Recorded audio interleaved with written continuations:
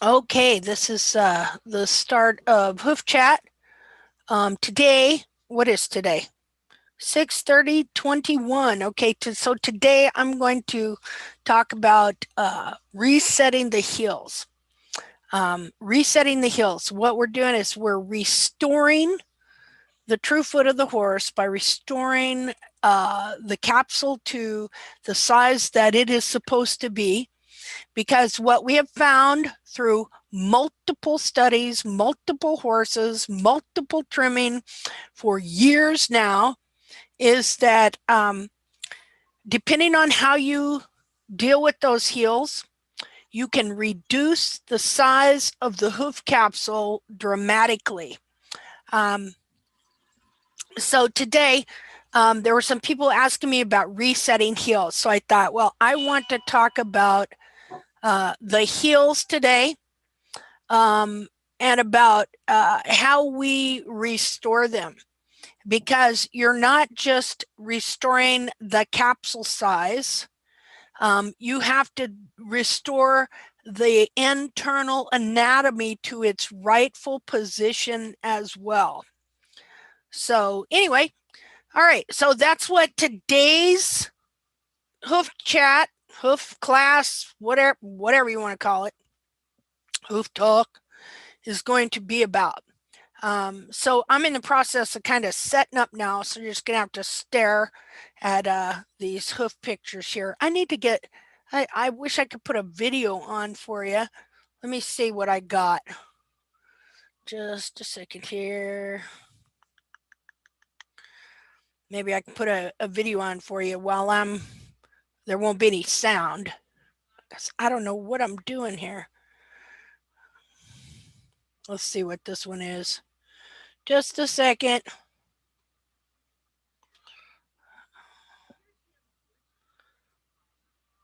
Okay, I'll put this video on for you. Just a second here. If I can.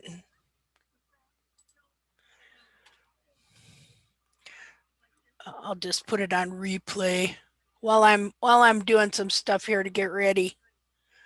Just a second. Share. Oh, I guess it doesn't want to play my video. Just a second here.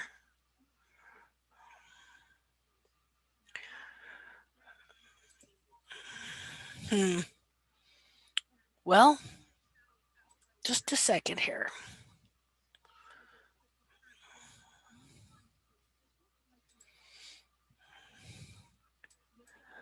Plus, we're waiting for people to kind of get here. So now I just found myself in a brain dead state, trying to figure this out, how to work some of these windows out. Just a second here. Okay. I have too many windows open.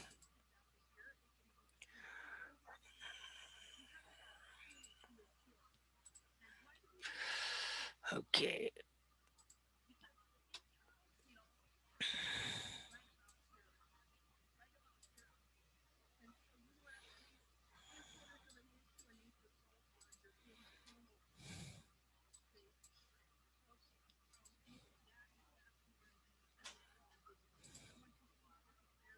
Huh.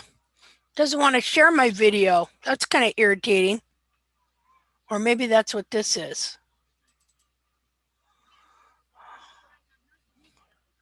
Just a second. Let me see.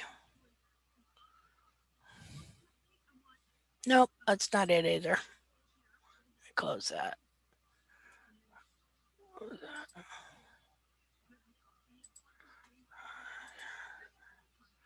I wonder why it doesn't want to show my video. That's really aggravating me. Zoom, what's wrong with you? Video. Share. Well, I would like to share a video. Ah.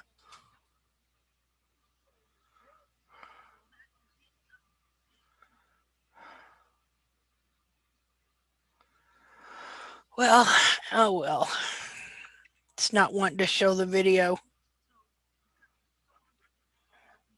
Well, Well, I guess I'll stop my video then. That's just ridiculous. Why I wouldn't want to show that. Let me try that again. I've shown videos on here before. Pictures.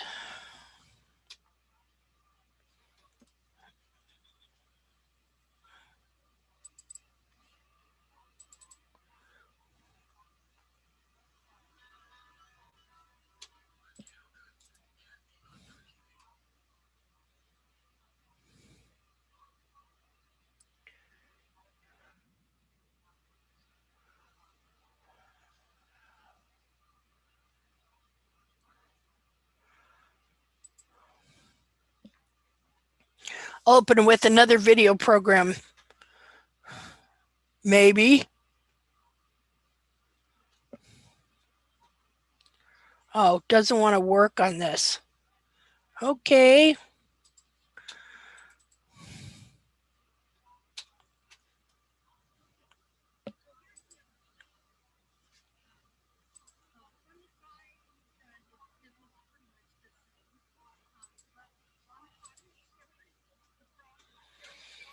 I'm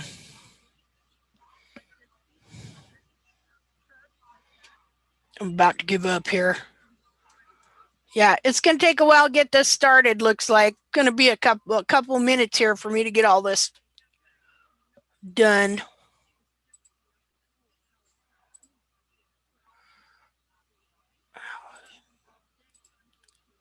Yeah, it's not one to play my video. That's really irritating. Always something with this technology, you know. I had a pretty good little video here of an evaluation I did on my horse's foot that I wanted to show you, but I guess my computer's just going to be difficult. Okay, well, that's all right. Okay. Well, let me get another picture on here while I'm waiting. Oh, now it's not showing nothing. Basic. There you go. You can look at my horse's front feet then. Da, da, da, da, da. No, now my YouTube's blank. Well, I don't care. Okay, we'll get this started here sooner or later.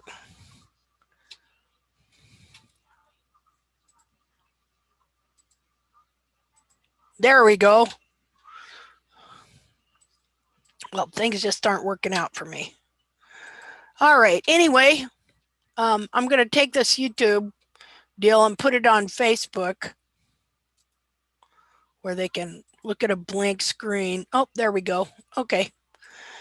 Okay, so all I have to do is post this on Facebook so that people that are on Facebook can be watching it if they want to. And then we're going to get right into heels, understanding heels, how they're trimmed out, and how we repair them, and what a heel reset is, which I did in a video not too long ago. But heck, I've learned things since. Learning every day. More and more every time you do a foot, every time you do a evaluation, you learn more.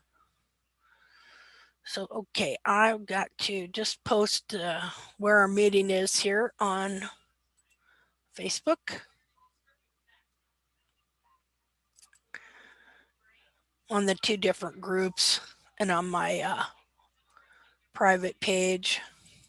Sometimes I get so many windows open here that I just kind of go into like my brain just goes, oh, duh, where should I go from here? Gets kind of confusing. Let's see here.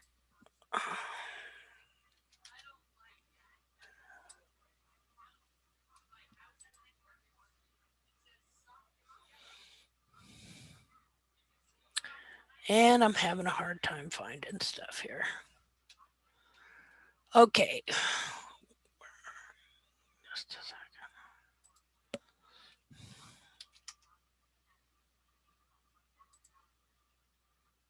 There we go. Okay.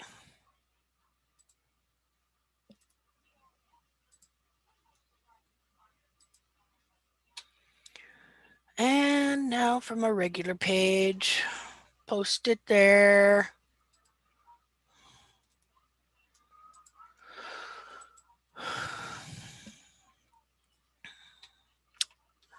Okay, so we're going to talk about heel reset.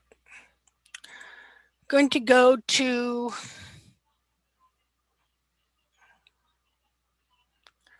pictures. We're going to pick out some pictures here and we're going to talk about resetting the heels. In short, what resetting the heels does is you actually lower them more than you normally would, which actually brings them back. And what you're doing is you are starting your growing process and your restoration process from a place a little further back, because more of your heel has grown in and it's time for the bar to change. And so you're re-establishing the heel position from whence you are growing the heel from. Okay, now why would we need to do that? Well, let's look at something here. Just a second here. Hold on. Man, my pictures, nothing here is working. I don't know what's going on. Okay. Okay. We'll go to pictures.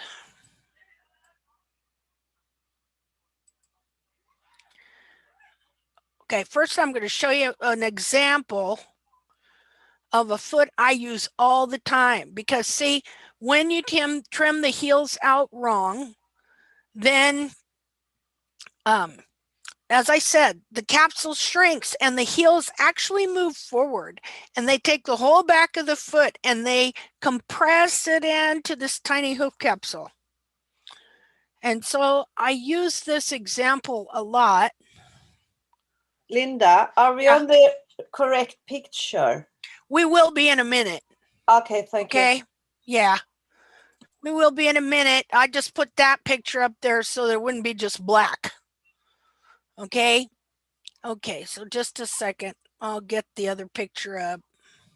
You know, I don't prepare for these, so I don't have all the pictures ready, because then I wouldn't have any life at all.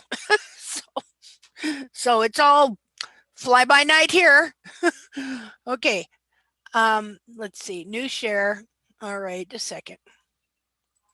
Okay, yeah, because I just had that picture up while I was posting some the address for the YouTube on the Facebook, and because we're doing YouTube live when we do these, and then looking for my picture. So okay, you see this horse here.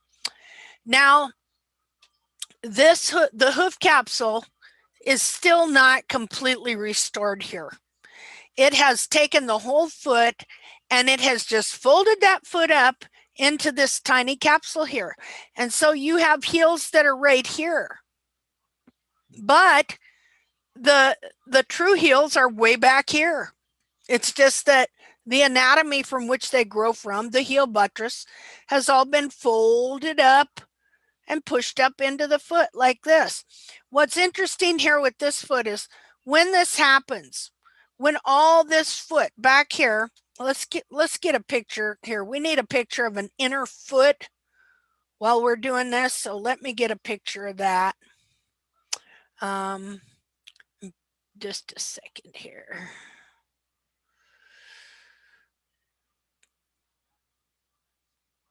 I've got a series here. We're going to look at this. Okay, we'll do a new share.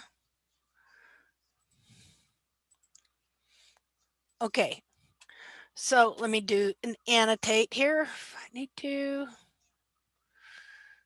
Okay, so here would be your normal foot set in the capsule right with the correct hoof capsule growing from it. And you got to remember that your horn tubules, which are fine hairs that you'll see the lines in the wall, okay, they're longest in the center of the toe, and then as they go around the sides of well, these are actually called toe quarters. Okay, they got to be calling toe pillars or pillars, I think, by this barefoot movement. But anyway, really, it was probably from the research of Gene Ovanik, who studied wild horse feed, and he saw that it seemed like the horse had weight-bearing points right here. So he called them pillars. So he said the horse has 4 pillars to the feet, 1 on each side of the heel and 2 on each side of the toe. And that these were the main weight-bearing points that he saw on wild horses when he did these board imprints. They'd run the horses in, and then he'd take paint and he'd take imprints of their feet. Well, you know, and then he developed a trim around it to where, you don't hardly trim these pillars. The next thing you know, you got a big square foot. Then he developed a shoe that's a square shoe called the natural balance shoe. But anyway, this deal of calling these pillars, I think it came from him and from that research, because he saw that there seemed to be weight-bearing points here. When you paint the bottom of the foot and slap a board on the bottom, the 4 points that touched, okay, were the 2 heels back here and on the sides of the toe here that we call the pillars. And he called them pillars. He felt like that they were main pillars of the weight-bearing structure of the foot. I don't think so. Now, so consequently, I called them pillars. Everybody calls them pillars. But farriers call them toe quarters. You got the center of the toe, which is the toe. Then you got the toe quarters. Then you got the quarters. Then you got the heel over here. See? So the toe quarter, the toe would go about over to there. So the toe quarter is about to here. It's around the foot like that. Then you got the quarter, which is like, I don't know. Let's see here. Oh, come on, stupid thing. I'd say to here. And then you got the heel, which is this area here. So really they're toe quarters. Farriers always, as far as I know, called them toe quarters. Now, I came to a different conclusion, that these are not main weight-bearing pillar, that they're not actually pillars, not like the heel buttresses, this big chunk of, this is a totally different piece of wall. It's the same kind of wall, but it's totally different shape, and it supports the foot in a totally different manner and is like a pillar because okay, here's your coronary band right here. All right. And so look at the coronary band right here. The wall grows down here. Okay. And it's like the coronary band is shaped like this on the side there. And then the wall grows down like this. Okay. And so in the hoof capsule, you have the coronary band groove, which is shaped like the coronary band, like this. That in the hoof capsule, that's called the coronary band groove. That's shaped right around here. See? Okay, but when you get back to here, right here, it's really not like that anymore. Well, right over here it is, but under here, the hoof capsule grows like this. See? And so this doesn't quite fit that, but that would be your heel buttress there. See, and so that really is like a pillar in that it supports the back, it supports all this cartilage up here, keeping it up elevated off the ground and keeping it from being bent. Look, when we get over here, see, this progression of pictures shows you how not only as you incorrectly trim the heels, okay, that pulls this foot, the cartilage that should be like this, it starts pulling it down like this. Just a minute, I need a drink.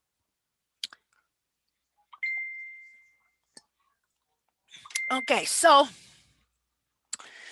it's folding this foot in like this, and like this is cartilage from here back in this foot.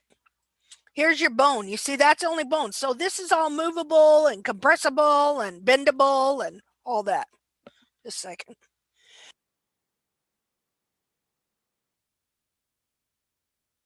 So as you incorrectly trim the heels, that reduces the size, it changes the shape of the coronary band.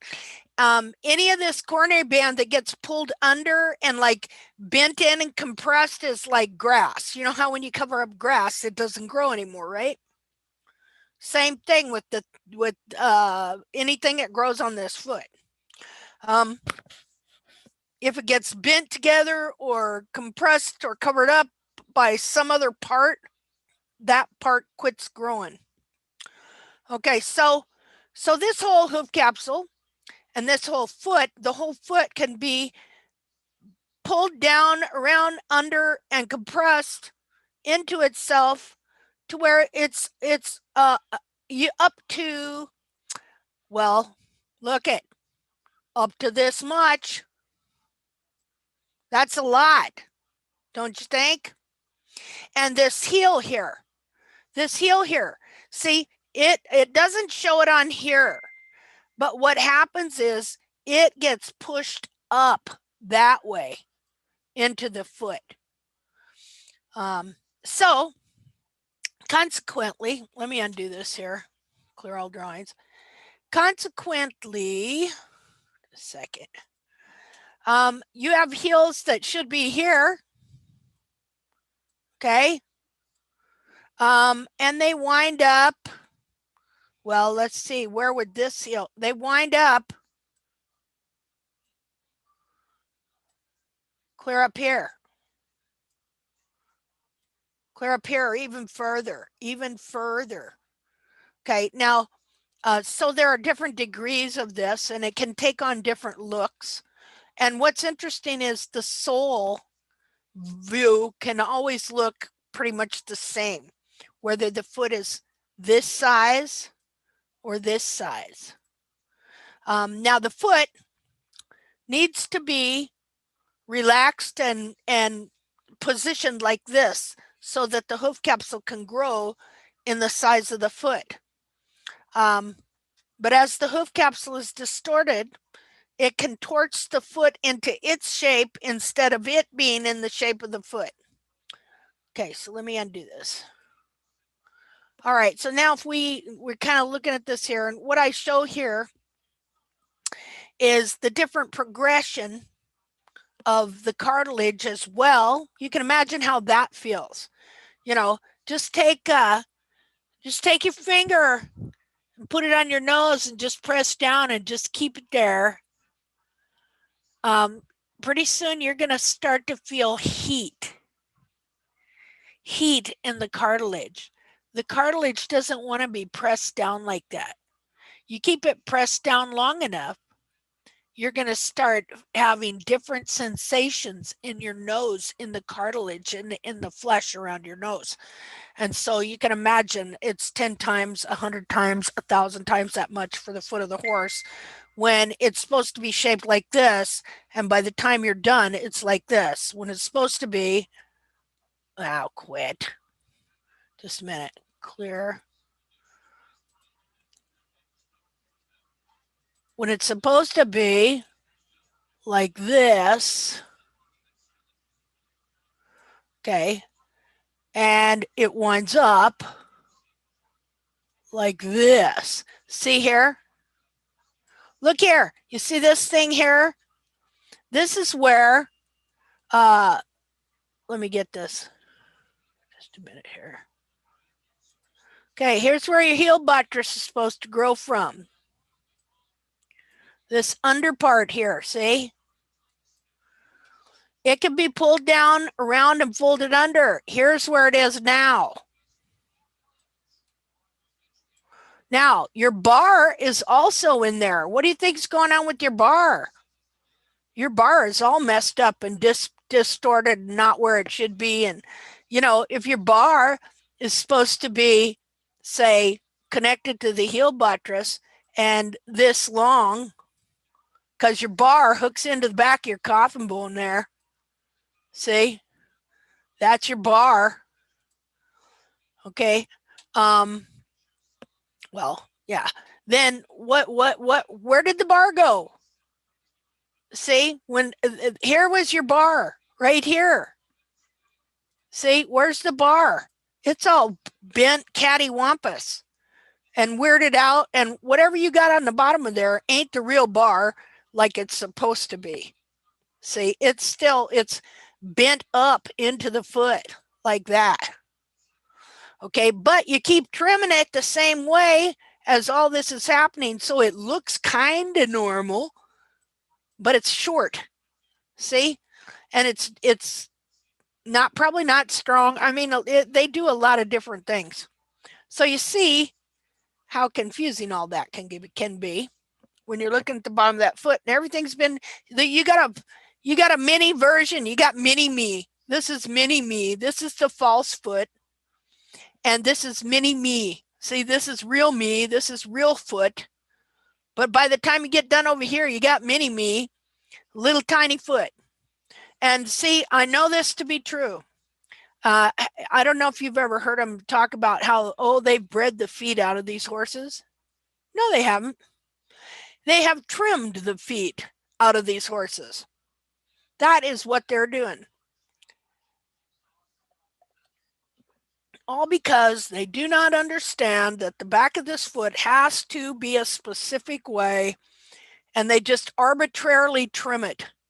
And now with the barefoot movement, even worse, because now they're lowering the heels to however high the frog is, because they're told that's how you get blood pumping in the foot. No, it's not. What that does is you over trim the heels, and it leads to this and reduces the size of the hoof capsule and cuts off the blood supply. Okay? And that's why horses seem to adapt, and so many, I don't know about so many, but because they're all in boots, most of them have a seeming soundness. Well, when you cut the circulation off, what's that do? Cuts out, it can damage nerves, it can cut off, feeling. Yeah. Okay. I'm going to see who's here. Just a minute. Tiffany, today, if you wouldn't mind, if you would take a little time, like not right this minute, but after I get done with this whole heel presentation on resetting heels and how we're growing and restoring the heels and things like that, if you would like to share about your experience in that class you went to. I would love to. Huh? I would love to. Oh, that'd be awesome. Okay. Okay. Okay, so let's see. I'm trying to look at some other things I need to say about this. Okay, so one of the things that makes this so difficult, like when I first started this, when I first saw that we were trimming the heels out like this and stuff, I didn't realize the whole foot was being compressed and distorted like this. It wasn't till my horse's foot started getting bigger and wouldn't fit in certain things. And it wasn't just like it was growth. The capsule was actually getting bigger, and the foot itself was expanding. So this is the thing that we're dealing with, is the foot itself has to expand. Okay, so anyway, there's a ton of ramifications that go on when this happens in the foot. For one thing, you got this deep digital flexor tendon that goes up into the leg here. It's going to affect that. It's going to affect your navicular bone. It's just going to affect a lot of things in the horse's leg, going all the way up into the back. And finally, their attitude, because they're going to be in pain all the time. And even if the circulation cuts off in the foot and the nerves deaden and everything, and there's no actual pain in the foot finally, even though there's going to be inflammation, I don't care. they're still going to have pain in the tendons and in the joints because they have to compensate in the way they move to use a foot like that. See, nothing's going to work correctly as it should, even though the horse can adapt and survive. But they're gonna suffer longevity, soundness in other areas, and just in a lot of different areas. It's gonna have an overall effect in their health. All righty, let's see here. Okay, so then as you are restoring the heels, what happens is, okay, well, let me explain. As the heels are slowly being incorrectly trimmed and the capsule size is being reduced and the frog is being basically stripped out, the thickness of frog, which allows for the foot itself, because it's that frog. It's this frog stay that comes and goes clear up in between the bulbs like that supports the whole back of this foot, these heel buttress and that frog stay that keeps the foot like that. Well, when you keep lowering the heels to the height of the frog, and then of course they don't trim the frog, and so it gets dead and it wears off, and then there's no room for it to grow. So as they do that, as that thing comes out of the capsule, then it gives room for all this to be folded in under here. And so as the capsule size is changed and the foot is started to, good grammar here, as the foot is being, just bit by bit pulled down under here, then the capsule is growing from a new position. And when the capsule grows from a new position, well, then it binds the foot in that position. That includes what's going on with the bars, because the bars and the way they are is changing. The position is changing, because remember, the bars are right here in the foot, right here. And so the position is changing. And so since the capsule grows from the position of the foot, then that's going to bind the foot and hold it there. So what we're doing is we're changing the boundaries. We're allowing certain things to grow, and we're maintaining boundaries and stuff to get that foot to release and be able to grow back and add the capsule wall back in here, and for the bars to come back correctly. Now, so to do that, you have to understand a couple things here. Before I leave this, I want to explain a couple more things. Let's see, clear all drawings. Okay. Something that's real important, what color should we use? We'll use green, is the periopal skin that grows. The periopal band is right here. Okay.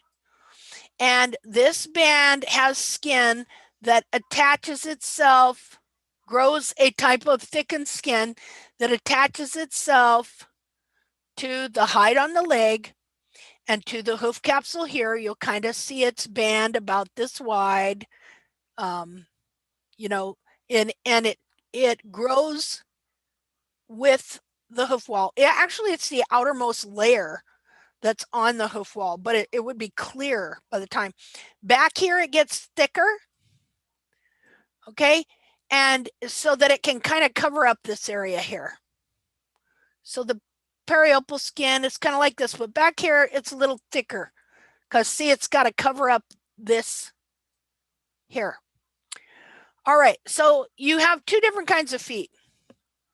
Well, you probably have more than that, but the two main kinds when you're trimming out heels are this kind of foot here is the kind where the cartilage is pulled down and the periopal skin thickens and it holds this foot together down here. Okay. And also on these feet, the periopple gets to looking real dry and funny, and back here it can get real thick and hard and stuff like that. And it will hold like this foot together like a belt here. See now this one's even more clear down here. Now this would have held it clear down into here.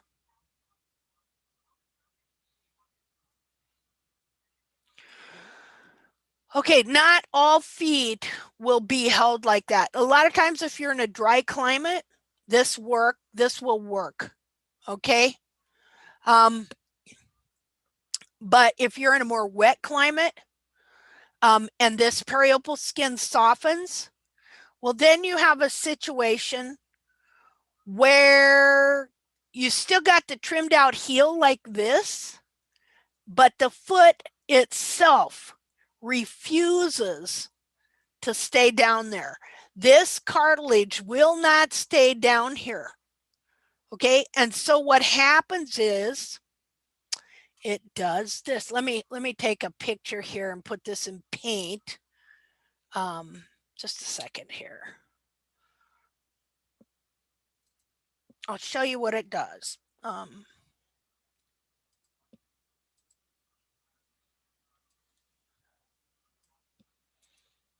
Copy.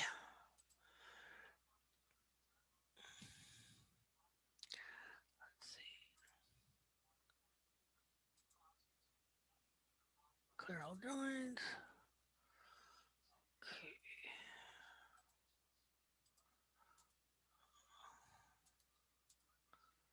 So you got to learn to recognize what the reaction of the foot has been to this situation going on with it, because they don't all respond quite the same and stuff. So, okay, so on the feet that refuse to do this, they will pull back up to this shape here. To this shape here. You still have this shape of a foot, but you have this kind of a hoof capsule right here. And so as this cartilage, you see how this cartilage is pulled down here and it's supposed to be up here. And you know how cartilage is, like you press down on your nose, as soon as it's pushing up against you, isn't it? It's resisting you. And so as soon as you let it go, where does it go? It goes right up, your nose goes back. Well, if the periopal loosens or gets wet and stretches, then this foot here will stretch up this way. Well, what does the periopal do? Just a minute here. Let me get something to draw with. This periopal, as the foot stretches up here, okay, it stretches with it like this. See? So now you have this periopal, and you'll notice this on horses. You'll see where instead of the periopal being, look at how loud it is like this. Look at you got the coronary band groove and the coronary band, and then the periopal skin covers it like this. Okay, thicker, like I said, in back. Okay, that's how it's supposed to be. But what you're going to see is it's shaped like this.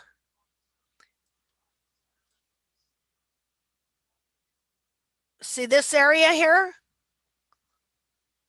This kind of triangular area. So then you have this bulb skin. You see it, periopal skin that's this wide here instead of this wide. And of course, you know, it could be like this.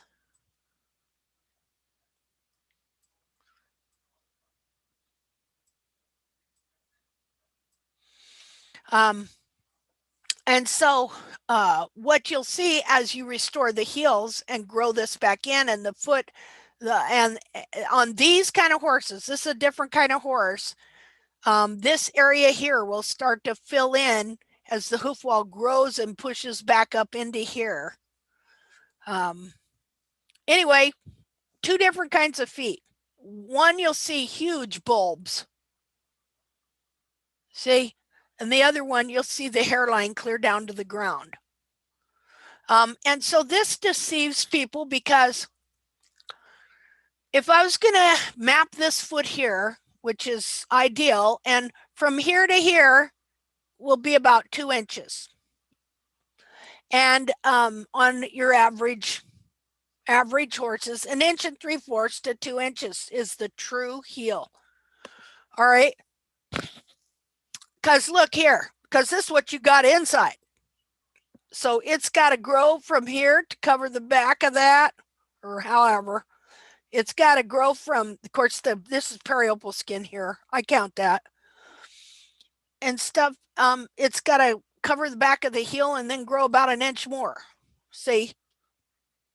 But you could look at here. If I measure, let's see, let me get a different color.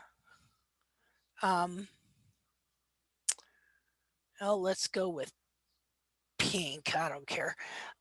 If I measure from here to here, oh, what happened? Oh, just a minute. I'll use this color. If I measure from here to here, I can still have two inches there, but only this much is actual heel. And this much here is stretched periopal skin, because on this foot, this cartilage pulled back up to be like this, but the capsule itself is trimmed out. See, the periopal skin here covers up that area that was trimmed out on these feet that refuse, where the cartilage refuses to stay down here. And so that's the two different kinds of feet. The one is like the picture here. You'll see that the foot stayed together, and as the heels were trimmed out, the periopal band held the cartilage and everything down here. But on other feet, they refuse. The cartilage can either just be so strong or whatever. Actually, horses that have this distortion, where where this held, a lot of times they won't, I think they won't get the severe laminitis like the other ones do. Sometimes their foot sometimes will hold together better, even though it's distorted, it's wrong. They're still going to have other issues, everything else, because this just is not right. But this deceives people because they think, oh, these horses are sound. Well, no, not really. They've just adapted to the distortion you've laid on them, and it's held together in the periopal skin.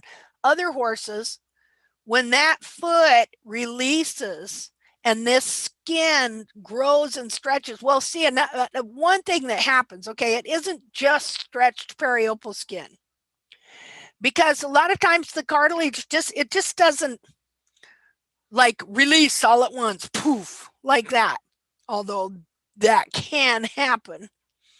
All right, what happens is you trim the heels out, it pulls the cartilage down, the cartilage don't want to stay there, and the periopal gives. And so at the same time, the periopal is growing. So as the cartilage stretches up, the periopal grows, and it's just adding grown periopal in here, periopal skin.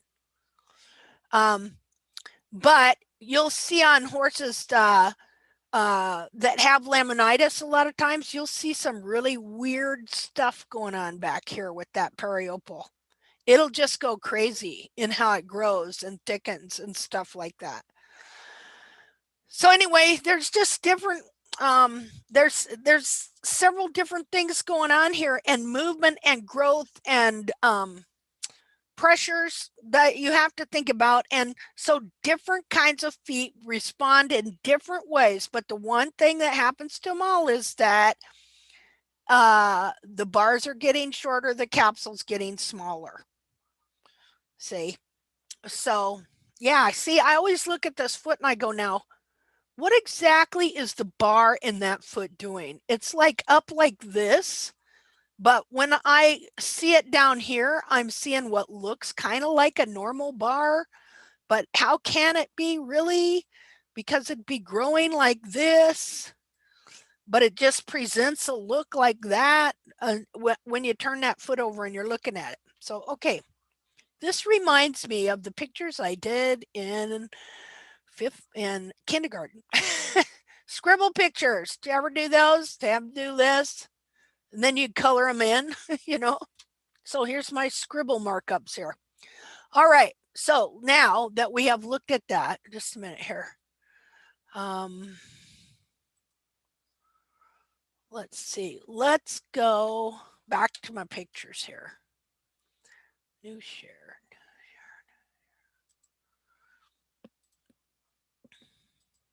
Okay. So in the case of this foot, this periopal held this foot pretty good. Now, the situation with this horse was that these heels were originally trimmed out, okay, which would have presented a foot. I think I have it here. Let me see if I got it, where I did a simulation of what it would have looked like. These are all feet off the same horse. Aha! This is what the foot was looking like before she bought the horse. Okay, this is trimmed by a Strasser trimmer. And so the heels are trimmed out to the hairline here is at a 30-degree angle. The heels are trimmed out to a specific length, right? And a lot of times that's right below the periopal band, and it's at 1 1/8 inch from here to here. Okay, and so if the foot holds, now look what it looks like. See, Jamie Jackson's barefoot horse that wore his heels out. Okay, so, but then this gal got the horse and she didn't know how to trim really. And so she didn't know you're supposed to constantly lower them heels like that. And so she allowed the heels to grow. And this is what the foot turned into. You see that? And so people look at this now on the sole view. I wonder if I had sole views. I think I do here somewhere, but anyway, it would look normal, even though it would seem tiny. Okay, it would look normal. This is just from letting that kind of a heel grow. And in this case, the dorsal wall held. Now, here's the thing. As all this anatomy is being pulled and shoved up under here, it's not, let's go back over here for a second, just a minute here.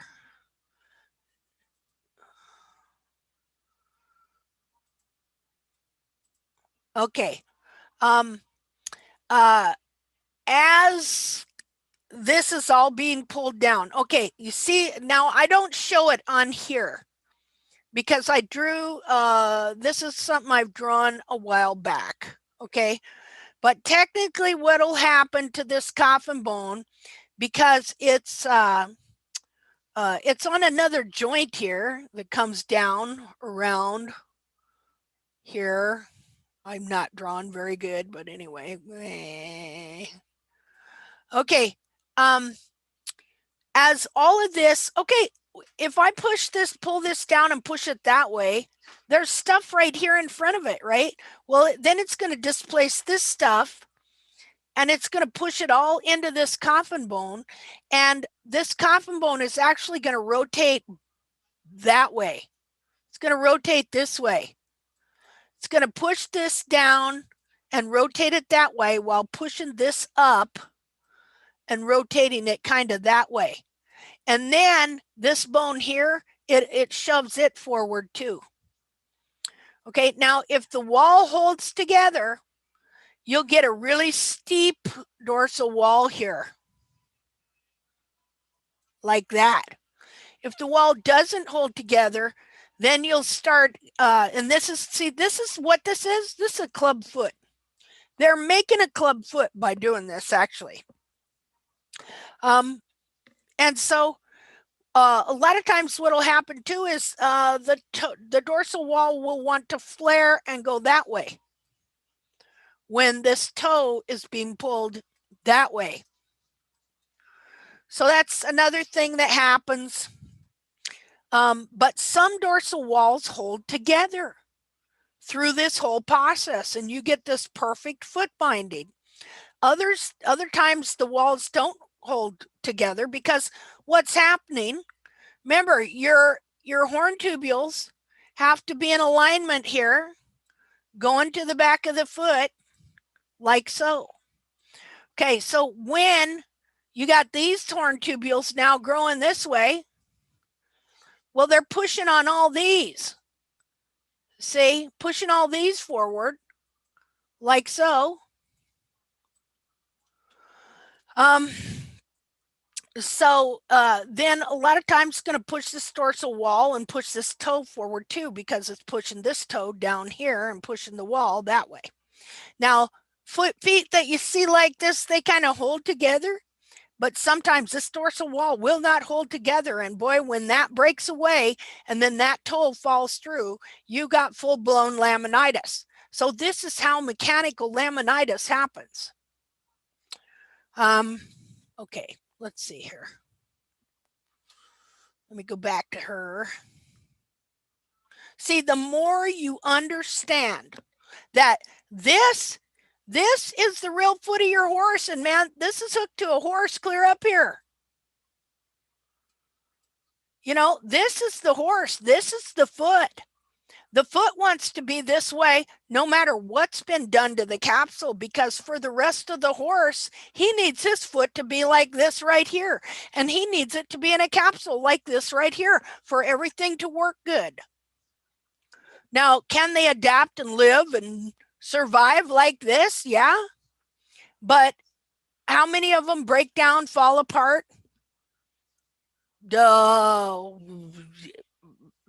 Well, domestics, it's rampant in domestic horses. Okay. So that's the main thing you got to think of. This is my horse's true foot. Now, how do I get that capsule to grow onto it correctly? You know, how do I get the foot to release and the capsule to expand and the horn tubules to line right back up when a horn tubule that was supposed to be here is now grown clear up to here. See? So anyway, we're trying to get all this back. So you always have to keep in memory what the real foot looks like and how the capsule's supposed to grow from it. And the fact that the foot you're dealing with, it just isn't this part down here where you see a hoof capsule. That horse's foot is all this area I have outlined in pink is the horse's foot. And so when you're looking at these horses' foot, this, okay, is what you really want to look at first. Okay, see what's going on in here. What's going on with the frog? Then you go down from there. Okay, it isn't just from the hairline down. Okay, so let's go back here. All right, so obviously our bars are totally screwed up if this is the case, right? No matter how it looks, your bars are not normal, okay? People that tell me, well, the bars grow back so fast, and I mean all that. Well, then something's wrong. See, something's wrong. Okay, let's just kind of go through this. Okay, so you see how much your foot expanded there. Okay. So to get the feet to expand, and of course, then she went backwards too, because she started trimming the heels out and didn't realize it again. And you know why she started trimming the heels out? Because she didn't realize that this 2 inches, like here you can see it. You see how wide the periopal is? Okay. I can't remember exactly what she did, but somehow she started mismeasuring and thinking that this 2 inches that she had, that this was all heel, but it wasn't. She was measuring periopal skin, and so she was keeping the heel itself too short. Because what you got to do when it's like this is then you got to allow this to grow more, so that it will start pushing up and adding capsule in here. And as it adds capsule in here, you'll see this wide periopal begin to get thinner and narrower and narrower. Let's see. Well, you can see, but you see how short the bars are? Okay, but look, you wouldn't think there's much wrong with that foot from looking at the bottom of it, would you?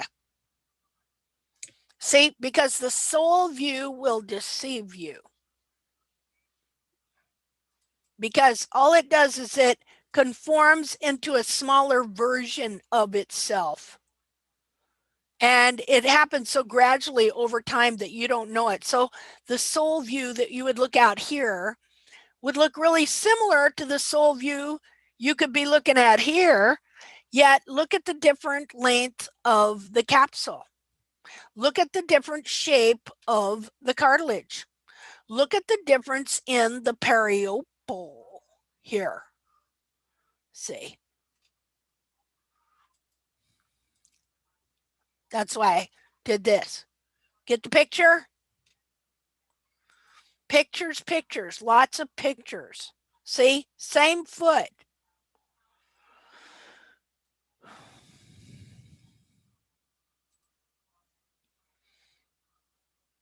Can't remember what I was showing her here. Oh, I was trying to tell her about where the true apex of the frog is here.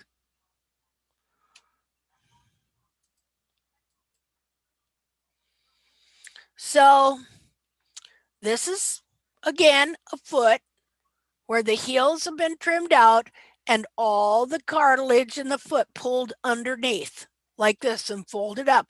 And then you have, look, you got bars here, you got everything, but these would be false heels and distorted, deformed, false bars. See, and you can see the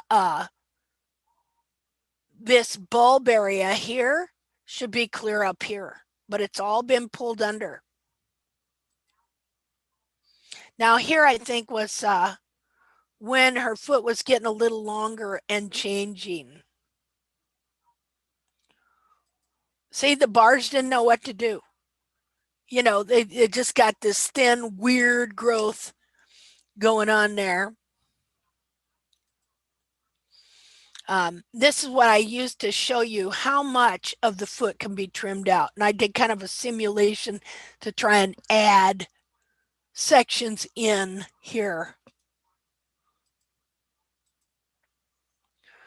And here I'm, this is before too, I really knew when I worked with her, this is kind of before I really realized just how badly this was bound up and that she still had issues here. And I guess I was starting to see it though, but anyway, that would have been the true foot. This here is when her foot was really still pulled under. See this? This is where, this right here is where the frog stay is growing serum. It's supposed to be up here. Because see, all this anatomy gets pulled down and under. And so you'll see weird little scar things here. You know, where this periopal's been pulled and sucked into the foot right there. And this is all stretched bulb and periopal as well.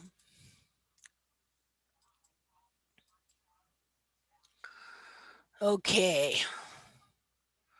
So, and you can kind of see it here. See, it's clear down here. And this was my horse at the time. And I had no clue at the time that he also had a lot of the same problems, but I didn't realize it. I could see the feet need to expand, but I didn't know how really truly much. Let's see, when did I do this picture? That wasn't, oh, well, I modified it in 2017 and I had been working with her before that. So it wasn't until 2018 that I saw my horse's, his frog just, and the back of his foot just expand and realized, wow, these feet are way more bound than what I thought. But that's quite the foot. I mean, that really says it all. Linda, can I ask a question? Yes, go ahead, please. Hi, this is Antoinette. Can you go back to the last picture where you had the view of your horse's hoof from the back? Yeah, and then I can show you a picture of it now. Okay, so here is my question, because I've been trying to work out this periopal skin trimming thing. Mm-hmm.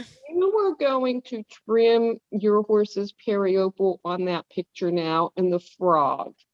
Could you draw lines for me where you would trim it, or would you trim it? Would you be comfortable with it the way it is in that picture?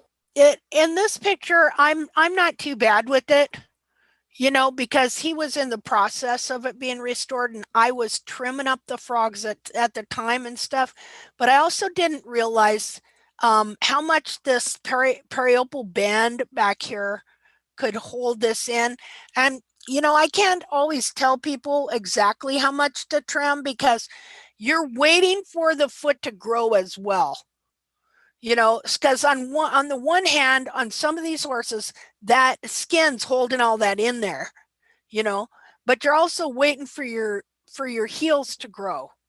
Let me show you a picture of what his foot looks like now. This is not something I would have trimmed a lot from because it wasn't real thick. Okay. Something I noticed, because see, I remember going through the process of trimming the heels out of my horse, and that as this happened, I would come out and I would find huge, because see, I was taught to a method to trim down 1 1/8 inch from here to the end of the periopal flap is 1 1/8 inch. And that is the Strasser method. And so as I did that, because my horse did have heels, he did have a good hoof capsule size and things like that. And so as I did that, then I would come out a week later and there would be these huge periopal flaps. And I would think, well, his heels grew amazingly fast. And so I would cut them off and I would take his heel down again to that deal. But what was happening was I was actually trimming the capsule out of the horse. And so what I noticed when I started restoring the capsule was that when the capsule has grown, I will come out and there will be these big periopal flaps. And it's like a reversal. It's like a reversal of how it was, but instead it's capsule growth.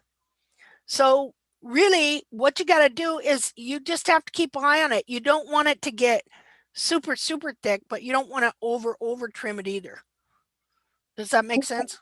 So I'm at this point, I'm thinking all I need to do is keep trimming the periopal flap off.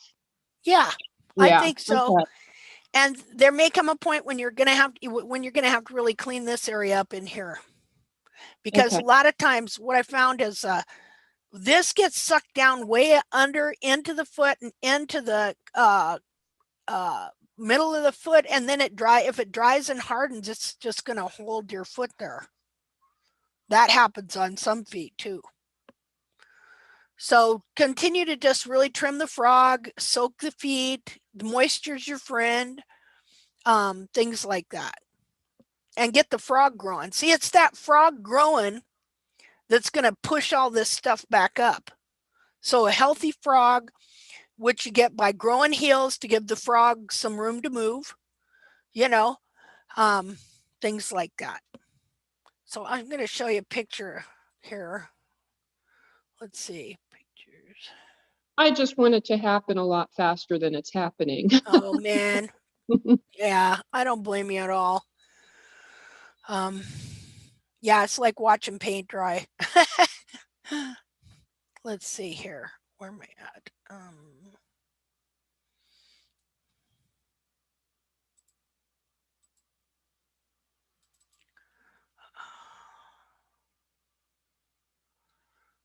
Let's see. Well, here's an example. Just a minute here. Format. New share. Okay, so this is what his foot looked like last time I trimmed it. It's really wet here. And the whole frog is now being brought back up behind the heels that have been pretty much restored. They're still kind of bent under and stuff like that. But one thing I did was I have started really kind of thinning this area out to allow it to open up, because this can bind your foot in here too, this little piece of periopal skin that covers the back of the frog stay. See, this periopal skin, okay, it covers the back of the frog stay here as well. And so as the heels are trimmed out, all this periopal skin shrinks just like a rubber band. You know how you stretch it out, it gets thinner. When you let it go, it gets thicker. Well, when the hoof capsule is trimmed out and gets smaller, the periopal can get really thick as well. And it can get really thick in here. And it can kind of bind your foot together and keep it from your bulbs from separating, because you want those bulbs to widen out in between here and here so that that frog stay can grow in between them and lift them up and support them. So major thing here is just getting some room for your frog to grow, getting some moisture, making sure that you're trimming your frog so that it's growing and pushing up on that inner foot. Let's see here. One more question, if you don't mind. No, not at all. In fact, anybody wants to ask anything, pipe up anytime, please. Okay, so when the heels are restoring themselves, I have a 21-year-old mare who, has been, I went through everything you've gone through. Yeah. Okay. So now that the heels are being restored while they're sort of unrolling, for a better term. Yeah, good term. Where that periopal gets really thick and attached, like on the picture on the screen right now, on the right side, where that little flap is, the little, yeah, right there. Okay, so I'm finding that when that is growing in, it's cracked. Will that eventually restore itself? If I keep the pressure correct or whatever, because I mean, it didn't used to be there. It makes sense to me that as it's unfolding, it's not growing in properly. I was just wondering if you had any, tricks for me to encourage it to grow in properly. Okay, so what is it doing again? You had a word there I didn't understand. Oh, I'm sorry. The heel on one side is a little cracked, like right around there where you have your cursor in. Like where I'm thinking, as she was stepping all these years on her, Oh, it's cracked?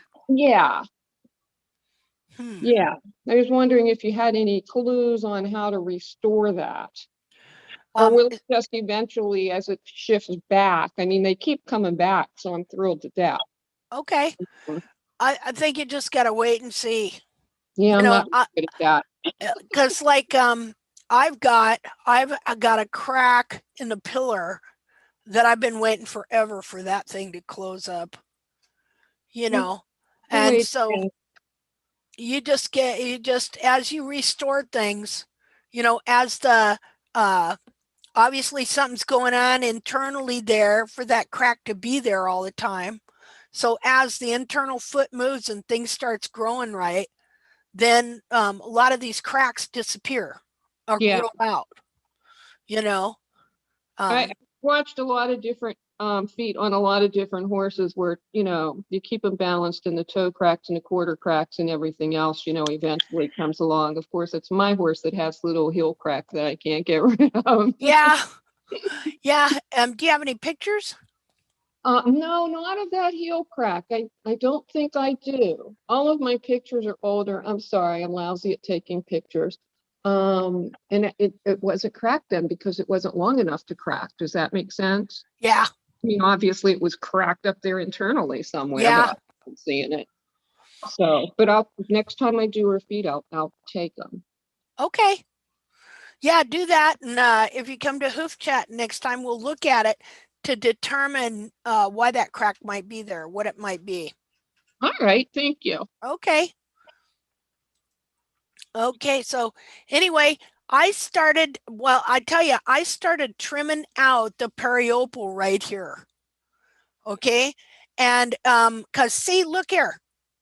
Remember, I told you that how that foot bends down and gets pulled into here. Okay, well, you see that? You can see it there now. See, that shouldn't be like that. This should not be in like this. This should be out here, not in like that. And so now you can see bits of frog mixed with periopal here. And look at right there, how it kind of turns around there. So this area here all needs to be released. And when I started kind of trimming this, thinning this periopal in here that was between the bulbs and stuff like that, because it kept doing different things and I couldn't figure it out. Then my bulbs started widening out and the frog stay between the bulbs started getting bigger and wider. You can see it right here. See how wide that is? And how it's coming in. I mean, it looks a little strange there, but that's because this was all pulled into the foot like this. And where is it here? It looks like that. See, that was just kind of holding everything in. See, what a difference. See, there's no frog stay here. It's pulled under the foot. See, it should be up back here. Let's go back to that and look again. Placement. See, that's just kind of a little scarring periopal skin. There's no real frog stay there. Let's see, go back to this picture again. And why it's so important to get your frog healthy and get your frog growing and stuff, so that, because see, what's this going to do? This frog here, if it thickens up in here and it's up here, it's going to push on this foot, right? It's going to push that anatomy back up where it's supposed to go. So yeah, that was pretty funky looking. Yeah, but I'm sad to say that I actually recognize the looks of that. So that might be what I'm dealing with. Well, good. That's good. See, I've seen so many changes in this part of the foot. Like in 2019, I came out and there was this big tearing, funky looking thing here. And what had happened was it had thinned out on its own and the bulbs had just expanded away from the current frog. I couldn't figure it out at the time. I thought, what happened to my heels? My heels, that made it look like my heels ran forward because the cartilage and the bulbs expanded out the back because it had been so wet that the periopal had gotten soft enough that the cartilage and the bulbs were stronger than the periopal and they just kind of ripped it, you know? And I was like, what the heck is going on here? I'll show you a picture of that. Wait, Linda, it's Tiffany. Just before you continue, are you recording this? I see it's live streaming, but is this being recorded? It's being recorded on YouTube. Oh, it goes straight to YouTube? Okay. Yeah, we're doing live on YouTube. Okay. That way I don't have to record it and then go post it and Got it. Okay, just you know, all that. Okay. And stuff. I'm just gonna well anyway, I'm not going to show a picture of that right now because I don't want to get over into that. And plus, I want to be here. I really want Tiffany to be able to share.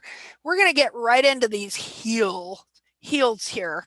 And I'm going to show you why we have to trim the heels and the bars a certain way to bring them over to create new boundaries so that they will release, and how you have to, on occasion, lower your heels either to 1.5 inches or 1 3/4 to also bring them back because you are beginning to grow them from a new position.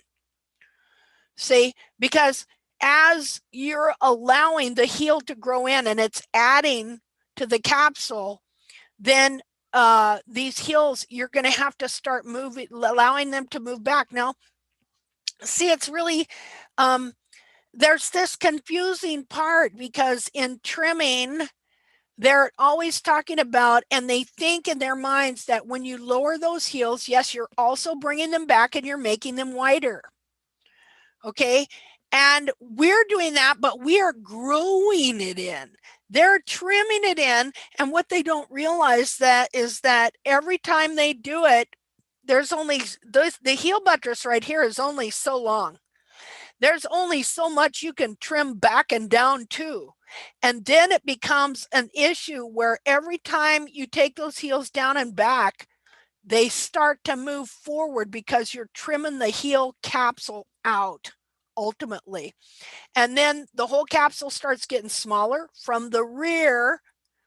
Well, then that creates this deal where now if your toe begins to look too long, so then they start taking the toe back.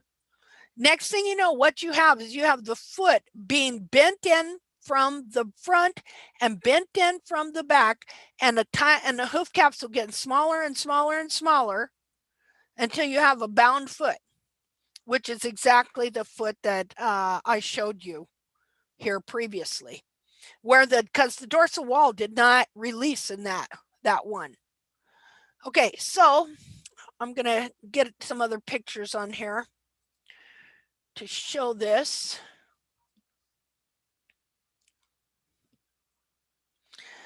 So you're resetting the heels, you're lowering them. See, this is the thing you got to remember when you're doing this corrective trimming, that nothing is the way it should be. And so you can't trim everything exact like it should be. You're trimming with a view to where you're going in the future. You're looking at that the distortions and deformations that the foot currently has, and you're trying to figure out ways to alter that to give the opportunity for growth and change. So you can't ever, like do your perfect trim till finally your feet are totally restored, and then you got to watch them like a hawk. Okay. Before you go forward, can you explain those little angel wings that are towards the toe? Oh yeah. Okay. What's causing that? My horse is an angel. No. Okay, that is just what people would call remnants of dead soul, like a toe callus. And also what happened was, let's see, okay, what did I go through on this foot?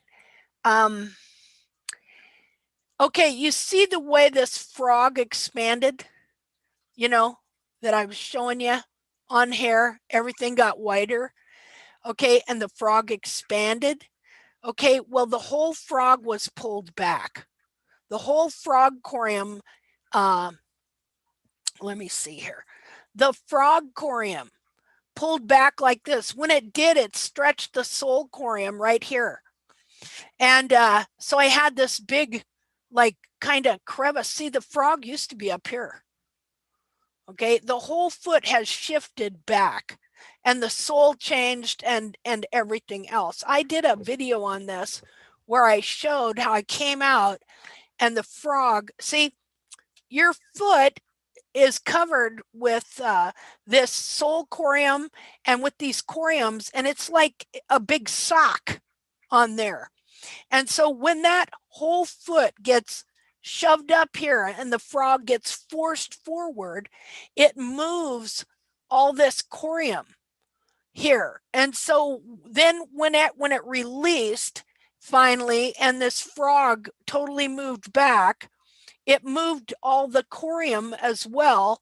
And so some of the sole in the foot and different things like that shed it out.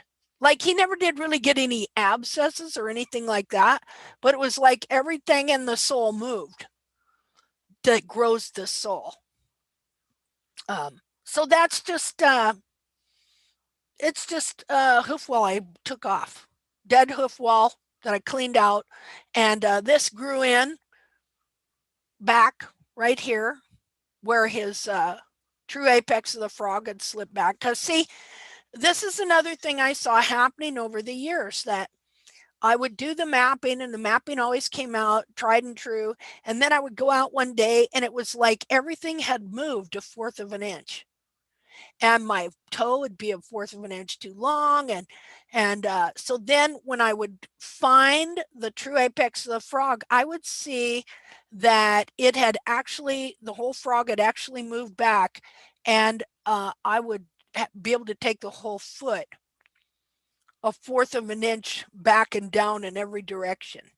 Because what's happening is your horn tubules are run forward, and when everything's moving back, that whole hoof capsule is shifting, and the internal foot is also moving, and everything that the capsule grows from. I don't know if that explained it right, but anyway, it's just, I took it off. Let me see if I can find a picture where I trimmed up the foot. Just a second here. This is another.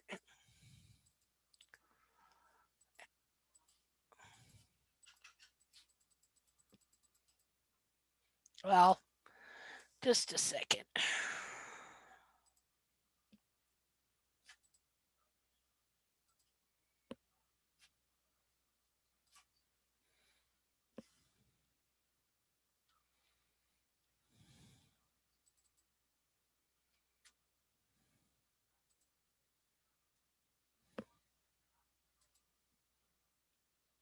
I think this is the other foot. Let me see. Okay, do you see that foot? Yes. Okay, let me see if I think that's the other foot, or is it? No, it's the same foot, I think. Yeah, that's the same foot. That's what it looked like when it got trimmed up. See, that was like dead sole in the toe, schluffed, exfoliated, things like that. Now, if I took you back like 2 trims before this, that was when the whole foot super shifted, and had this big area right here that was really thin, and it was red, and anyway, everything shifted and the whole sole grew in better and thicker and stronger. This area totally hard now, filled in. So did I answer any of that correctly? Sometimes some of this stuff is not easy to answer. Yes, you did good. Okay. So, you know, I'm really happy with the way that's looking. See when you can get a clean white line all the way around without a dip right here. You know how in a lot of these horses you can't get a clean white line here, and it's always separation and it's always dirty. And if you did, you'd have to make a big scoop like that. See, I can rasp his whole foot level and get a totally clean white line all the way around now, because the walls are back, the foot is setting correctly in the capsule, and so the sole and the wall is connected correctly, and so the sole is now able to grow to its optimum thickness. Let's see. Okay, so we're going to go now to resetting heels. What time is it? It's 2:28. Hey, can we take a 5-minute break here? I'll tell you what, Tiffany, I'm going to continue on with this, but I want to allow you to share your experience this weekend. Would you do that? Sure.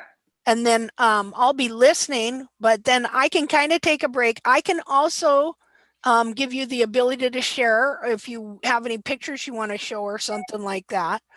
Or just you can just go ahead and talk, and I'd like you to share where you went and what you did and stuff like that. Would that be all right? Sure. Okay, so introduce yourself. Okay. And I'm just going to go ahead and leave this picture on there. Okay. Do you have any pictures you want to share or anything like that? Or I wasn't really prepared, so okay, no. that's all right. Okay. Okay. So I'll just explain a little bit of who I am and the significance of my trip, because if you're watching this out of order, or coming to Linda's sessions now, then maybe this won't make a lot of sense. So if you know the story, then forgive me. I'm just going to go back a little bit to get everyone caught up. My name is Tiffany, and I had a horse named Hefner, who I adored. And on the 26th of May, he had his spring vaccinations. And despite the fact that I kept on pushing back the appointment, and I ran all titers and checked his blood, unfortunately, Hefner had a bad reaction to his spring vaccinations and passed away the next day. He went neurological. And there were some signs that I had expressed to my vet that I was concerned about, like he sometimes cycled his breathing through one nostril, and he wasn't laying down to sleep in the past week. And there were slight things that as a new horse person, one might think I was like a little Munchausen-y by over staring at my horse. And I was exceptionally cautious.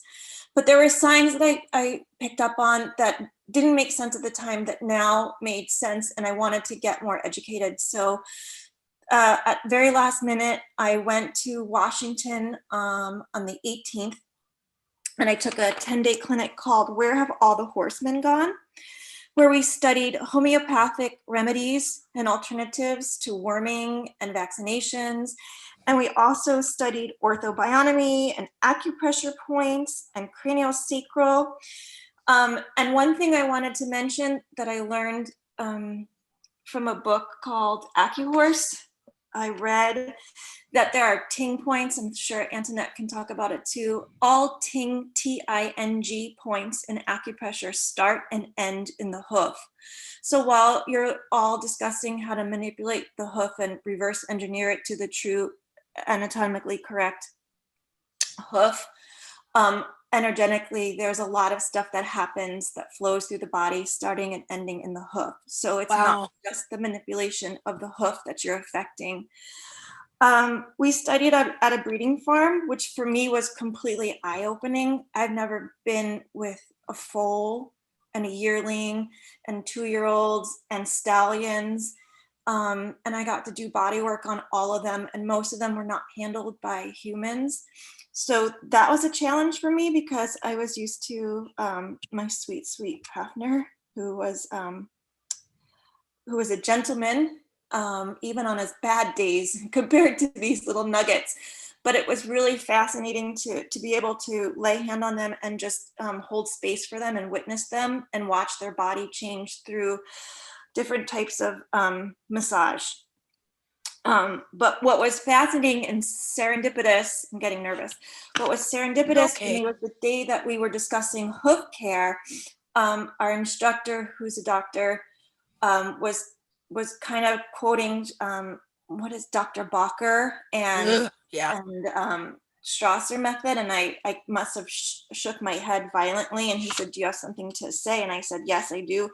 I've been learning from Linda J. Harris and her tact form," and he allowed me to speak. And then I think I must have done a decent enough job where he's like, "Well, do you have any pictures and videos?" And I pulled up the video, I think of the video that when you started this class of the screen shares, where you had the hoof, the bulbs being pulled under and then reverse engineered back. And that was impactful enough to get the girls' attention in my class. And then also my teacher started to ask me questions. And wow, that's awesome. I thought this was a really cool opportunity, because, sometimes teachers don't want to hear and they're opposite of what they are teaching. And he Yeah. gave me the space to make my case, and I did my very best. And then he let me, it just so happened to be during a hoof chat. And I was like, well, we can go on to a hoof chat and I can show you how this works. And so I did. And that's when I chimed in, and we couldn't stay long because we had stuff to do. Mm-hmm. But we discussed like nutrition and homeopathy. And one of the cool things that I learned as an alternative, for example, of worming your horse, you can use tobacco leaves. So it was a fascinating, totally random trip that I took just because I felt like I needed more answers and more education, and that I hope to be able to share forward in Hefner's memory. Yeah. So, Wow. two other cool things that I thought were neat. Mm-hmm. That I think I can share. You can test the protein of your hay. You grab a handful of hay and you twist it 3 times and it breaks. That means I think that the protein level is 12%, which is ideal. If it breaks before, it has a lot more protein, like alfalfa snaps in 1 twist. Coastal snaps in like 6 or 7 turns. That's one way you can measure protein on the fly. And also I learned if your horse's eye makes a lot of discharge, that's an indication of too much protein in the diet. Wow. We discussed that kind of stuff. So I hope I did a good enough job. I don't know. Yeah, you did wonderful. Okay. Thank you. Yeah, Well, thanks for letting me share. and so awesome that you were able to get to have a voice and to speak and to do that. That's wonderful. And that they're teaching that all that stuff about the foot, you know, how can you say that again? Meaning That they got all these points and somehow it's in the foot and the ting points, the TING points, ting. okay. So energetically in acupressure, and Antoinette, if you want to chime in, this would be much more suited to you because you know more than I do. I'm new Yeah, to please feel free. but the ting points start and end in the hoof. So for example, there's a liver meridian, and if you start it, it starts and stops in the foot. It goes throughout the body and then comes back through the hoof, much like the gallbladder, the heart, all of the organs from an energetic flow. So if, for example, the periople is binding the foot, I think that hits the your heart or the pericardial, I forget the word, ting point. And so there's a direct effect on that. Also, he said if the foot is dished, that usually means that there's a thyroid problem. That's interesting. That the ting point is by the front of that, and that's how it affects the horse's body. You know, and they're probably thinking of it maybe in reverse. You know, like maybe that's the anatomy of the foot or something, and so that's going to affect that. I don't know. That's very, very, very interesting. Yeah, might be that the foot is dished as because of the thyroid problem becomes a problem when the foot is distorted and dished in front. Yes, but energetically, he was saying that it then affects the thyroid. Yeah. Yeah, Okay. yeah. So Understand what I'm saying? Yeah, I understand what you're saying. But I'm just saying that what if it's the foot causing the problem to the thyroid by the foot being distorted? Yeah, that's chicken egg for me. That's as good as I get. Yeah, you know what I'm saying. If Lumi were here, she could speak to it better than I can. But I'm going to pop in here and I'm going to say it's pretty much chicken and egg to virtually everyone, because this all goes to the epigenesis of pain. yeah. Okay. So the twisting of the hay thing, I mean, there have been some studies that agree with that. There have been others that don't agree with that. You know, that's one reason I keep asking Linda about trimming out the periople is because I understand how that affects the ting points, but I also understand that if that's what's keeping the hoof bound, you know, it needs to move so the hoof can move. And all of this stuff, everything that, you know, and that's like a couple of meetings ago, when I was asking Reza to please take pictures of the horse moving, because you can't just look at the foot, even though this is what we're trying to do, is just look at the foot. Everything we're doing to the foot affects every single thing up from the ground from the foot. So, yeah. I guess I want to caution people about listening to one person. Yeah. And, you know, taking whatever for gospel, because I've been there and done that. Yeah, me too. It really depends on the individual horse. A lot of things that are getting put down to thyroid problems and, you know, Cushing's and all of that kind of stuff. Like, you know, if you see a horse that's overweight, the first thing of that wants to do is put it on, you know, pergolide. Yeah. Right. And, you know, once you do that, then you're affecting the kidneys and the liver and everything else, and every other energy pathway is the liver and the kidney, and everything else is trying to clear all that out of there. Well, you know, you got people saying that horses can't eat grass, despite the fact that that's genetically what a horse is supposed to eat, right? Exactly. Yeah. Exactly. So, They're herbivores. They're grazers. And I don't even really want to go here, but you know, Dr. Balfour gets poo-pooed in whatever, virtually everywhere, but I've met the man. Has he made mistakes like the rest of us? Probably, I don't know. Did he do it for the wrong reasons? I don't think so. I just sort of want to caution everybody about, you know, that's one thing I really love about you, Linda, is when you don't know, you go, hey, I don't have a clue. I don't know. We're all in this together, you know? Yeah. So. Well, Can I ask a question? Go ahead. Earlier, I think Tiffany said that the meridians that starts in the foot goes through the whole body and comes back to the foot. Okay. Yeah. Is that what you said?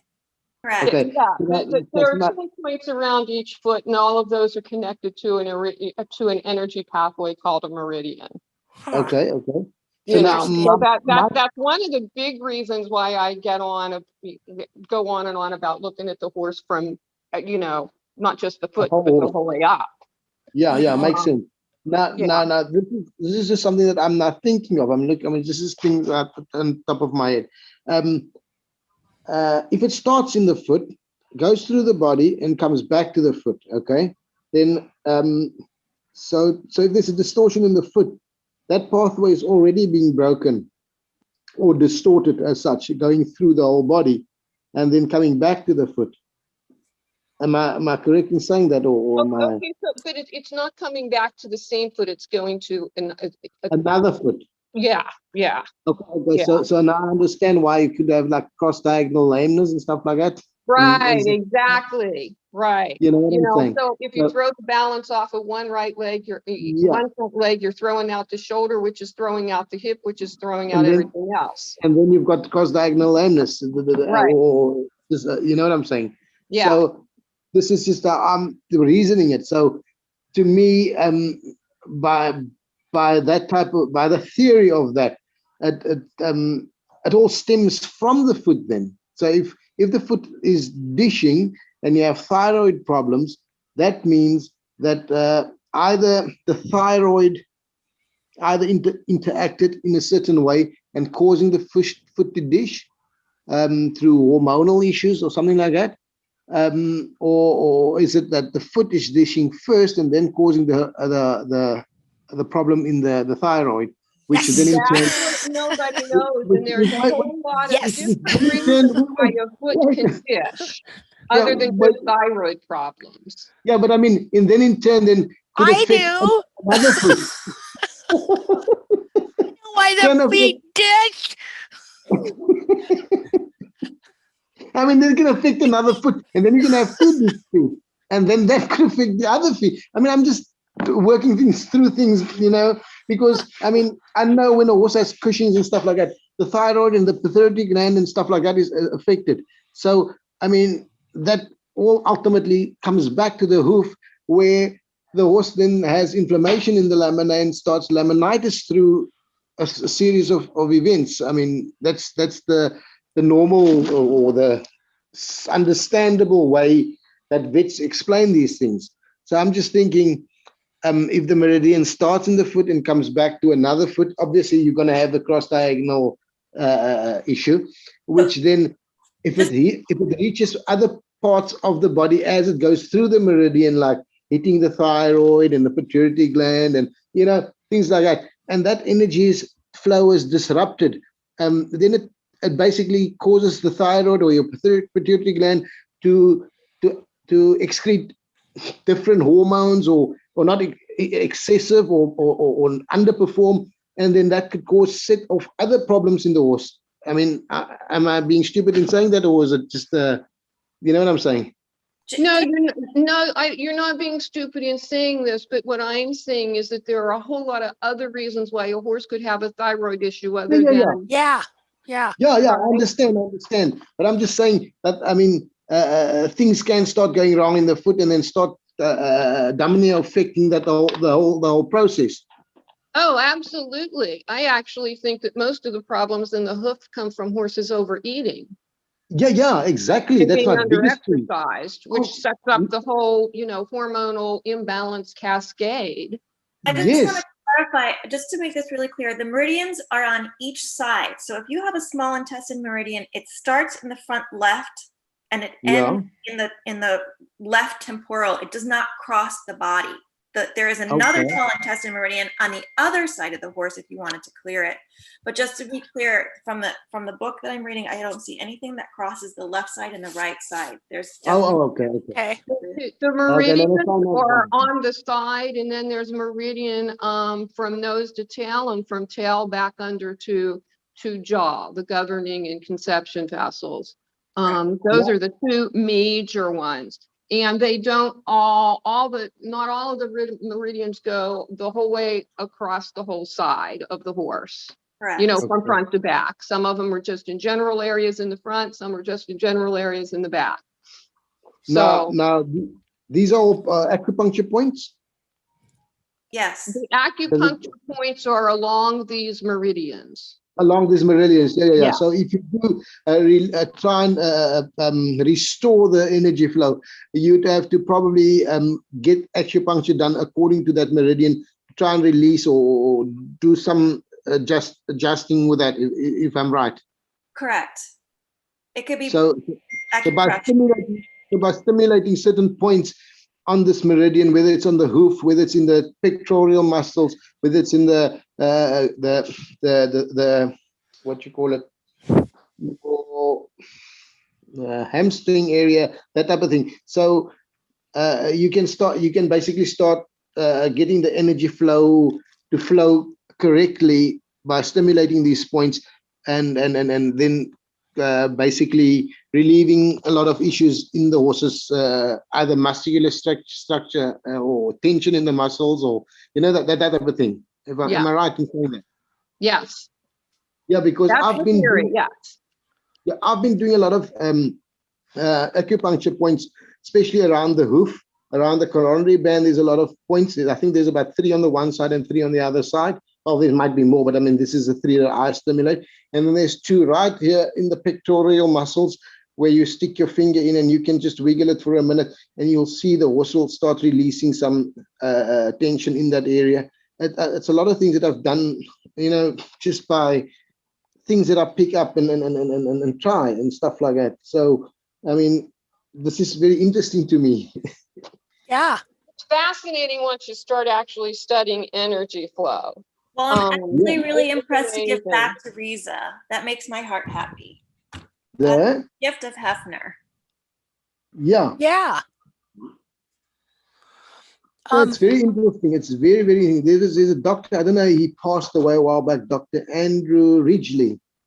He used to work on these type of things, I'm sure. I don't know if you can research him and have a look at him and see. he used to do a lot of this stimulating of the actual acupuncture points to restore the flow of energy, which helped a lot of horses, especially when the horses are tight in the neck area or can't turn, and then he stimulates certain points in that the neck and also that meridian, and he explains it. But I don't know, I haven't seen. I know the guy passed away, but I mean, what I've seen from him, he was very good. Hello. Oh, I thought I muted myself. So in the chat, I put the name of the book in case you're interested, Riza. Okay. So this is the thing. See, for me, okay, I don't discount any of that stuff, okay? But for me, I am first and foremost strictly in the physical sciences and structural mechanics, structural engineering, and anatomy, period. Okay. And then beyond that, okay, then if you add that stuff in, then I think you can come to a correct understanding of how certain things work in certain ways. Because see, what I have seen go on is that if they don't have the correct understanding of the physical laws first, the anatomy and what is correct to begin with, and then you start using that stuff, pretty soon they're using that stuff to say, oh, well, you know, this horse has problems because his feet are bad because of his thyroid. Okay, when in reality it was a bad trim. They've been trimming the heels out. They've been not trimming the horse enough. Maybe the feet got too long, maybe this, that, the other. And so structurally, everything went to crap first.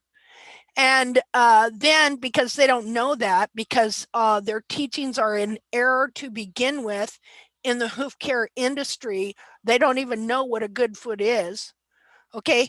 And because they've got all these bad teachings, then they head that way and they wind up blaming what's wrong with the horse and even what's wrong with his feet, which is actually their fault, on either his, you know, his thyroid or his, you know, his energy system's out of whack. Or do you understand what I'm saying? I totally agree with you. I've seen it all. I've seen it go both ways. Yeah. You know, and it's really frightening whenever you can't,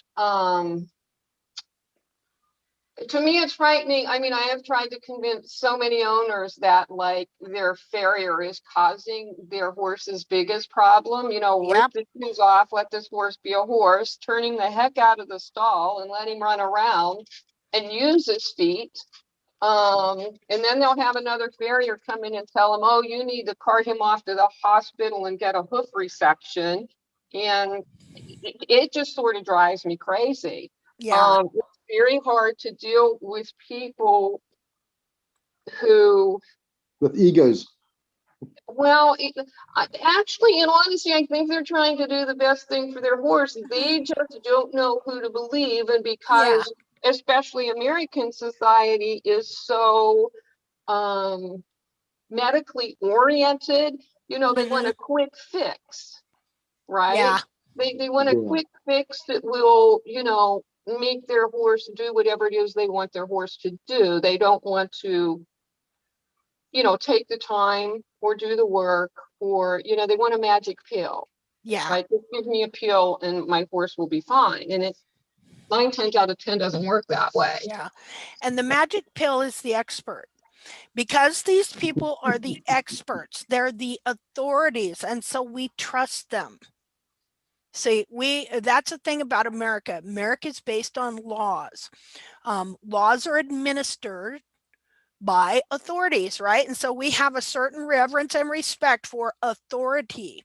That's why it's so easy also when you have a culture like this to introduce stuff into your school system, you know, that where you can indoctrinate people. And so a lot of horse owners are basically indoctrinated, you know, into thinking that people are experts when in truth the experts are in error. on what they believe and know.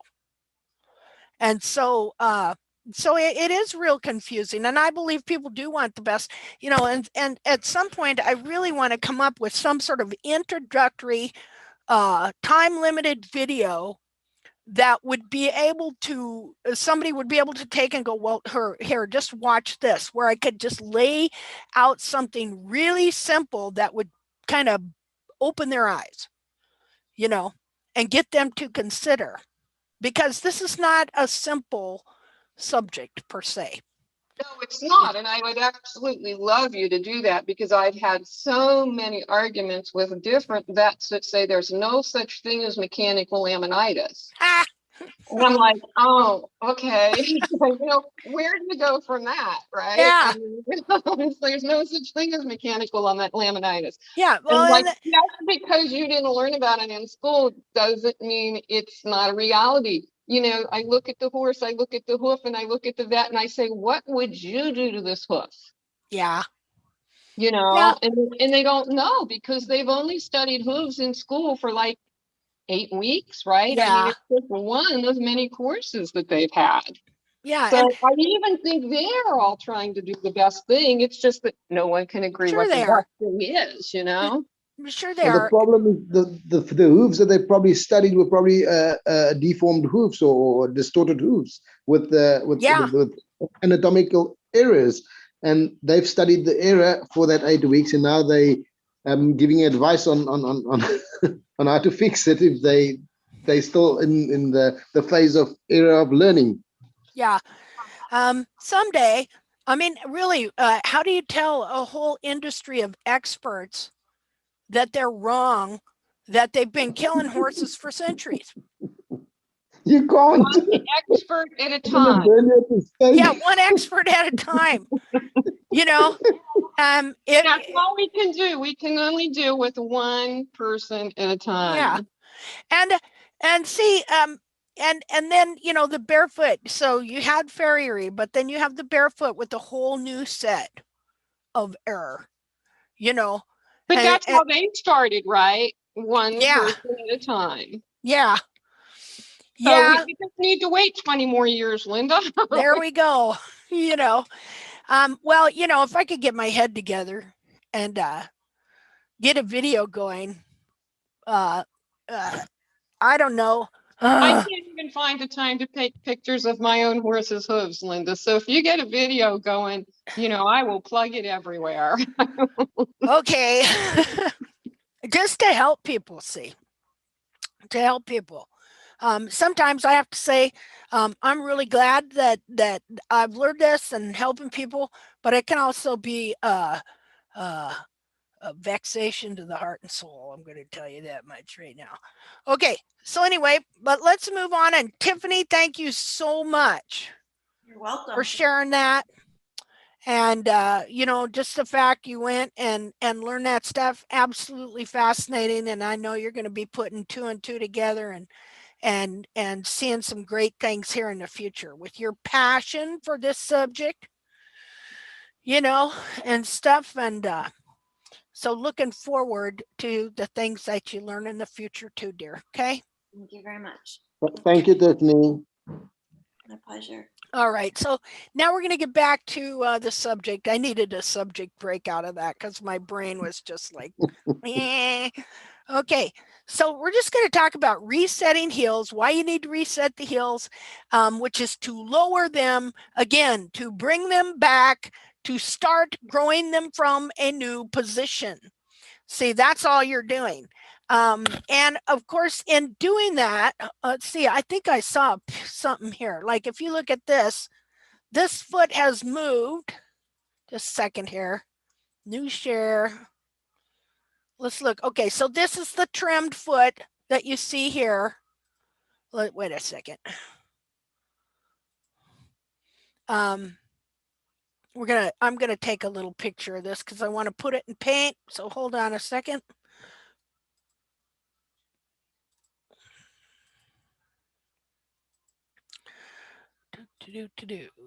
I'll put this in paint, then I'll get the other one. Copy.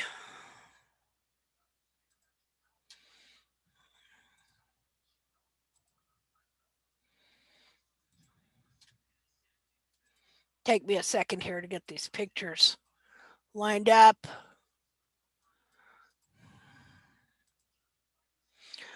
Okay, and then, I don't know, this might be too, no, it's the same foot. Okay, just a second here.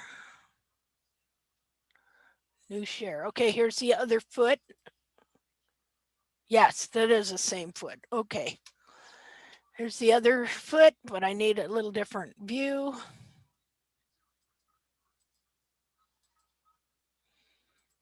I guess this would be good.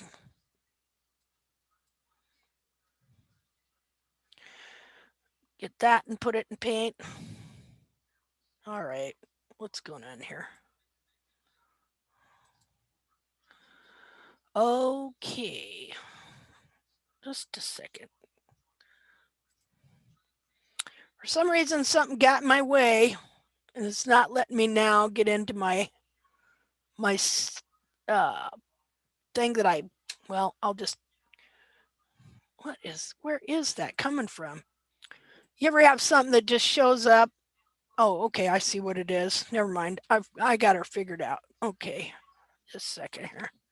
Got to get another picture.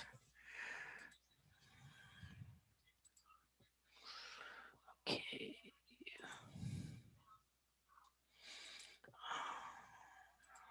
Because I want to show you if I did it right. Let's see. What is going on?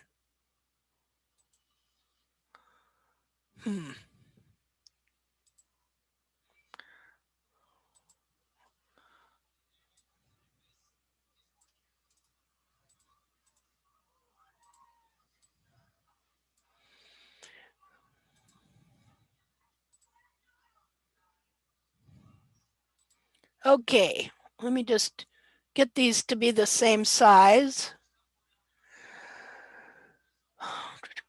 Even when I look at this picture, I go, oh, I see something I should have trimmed off that I didn't, that I probably went back and did it. And this is one reason why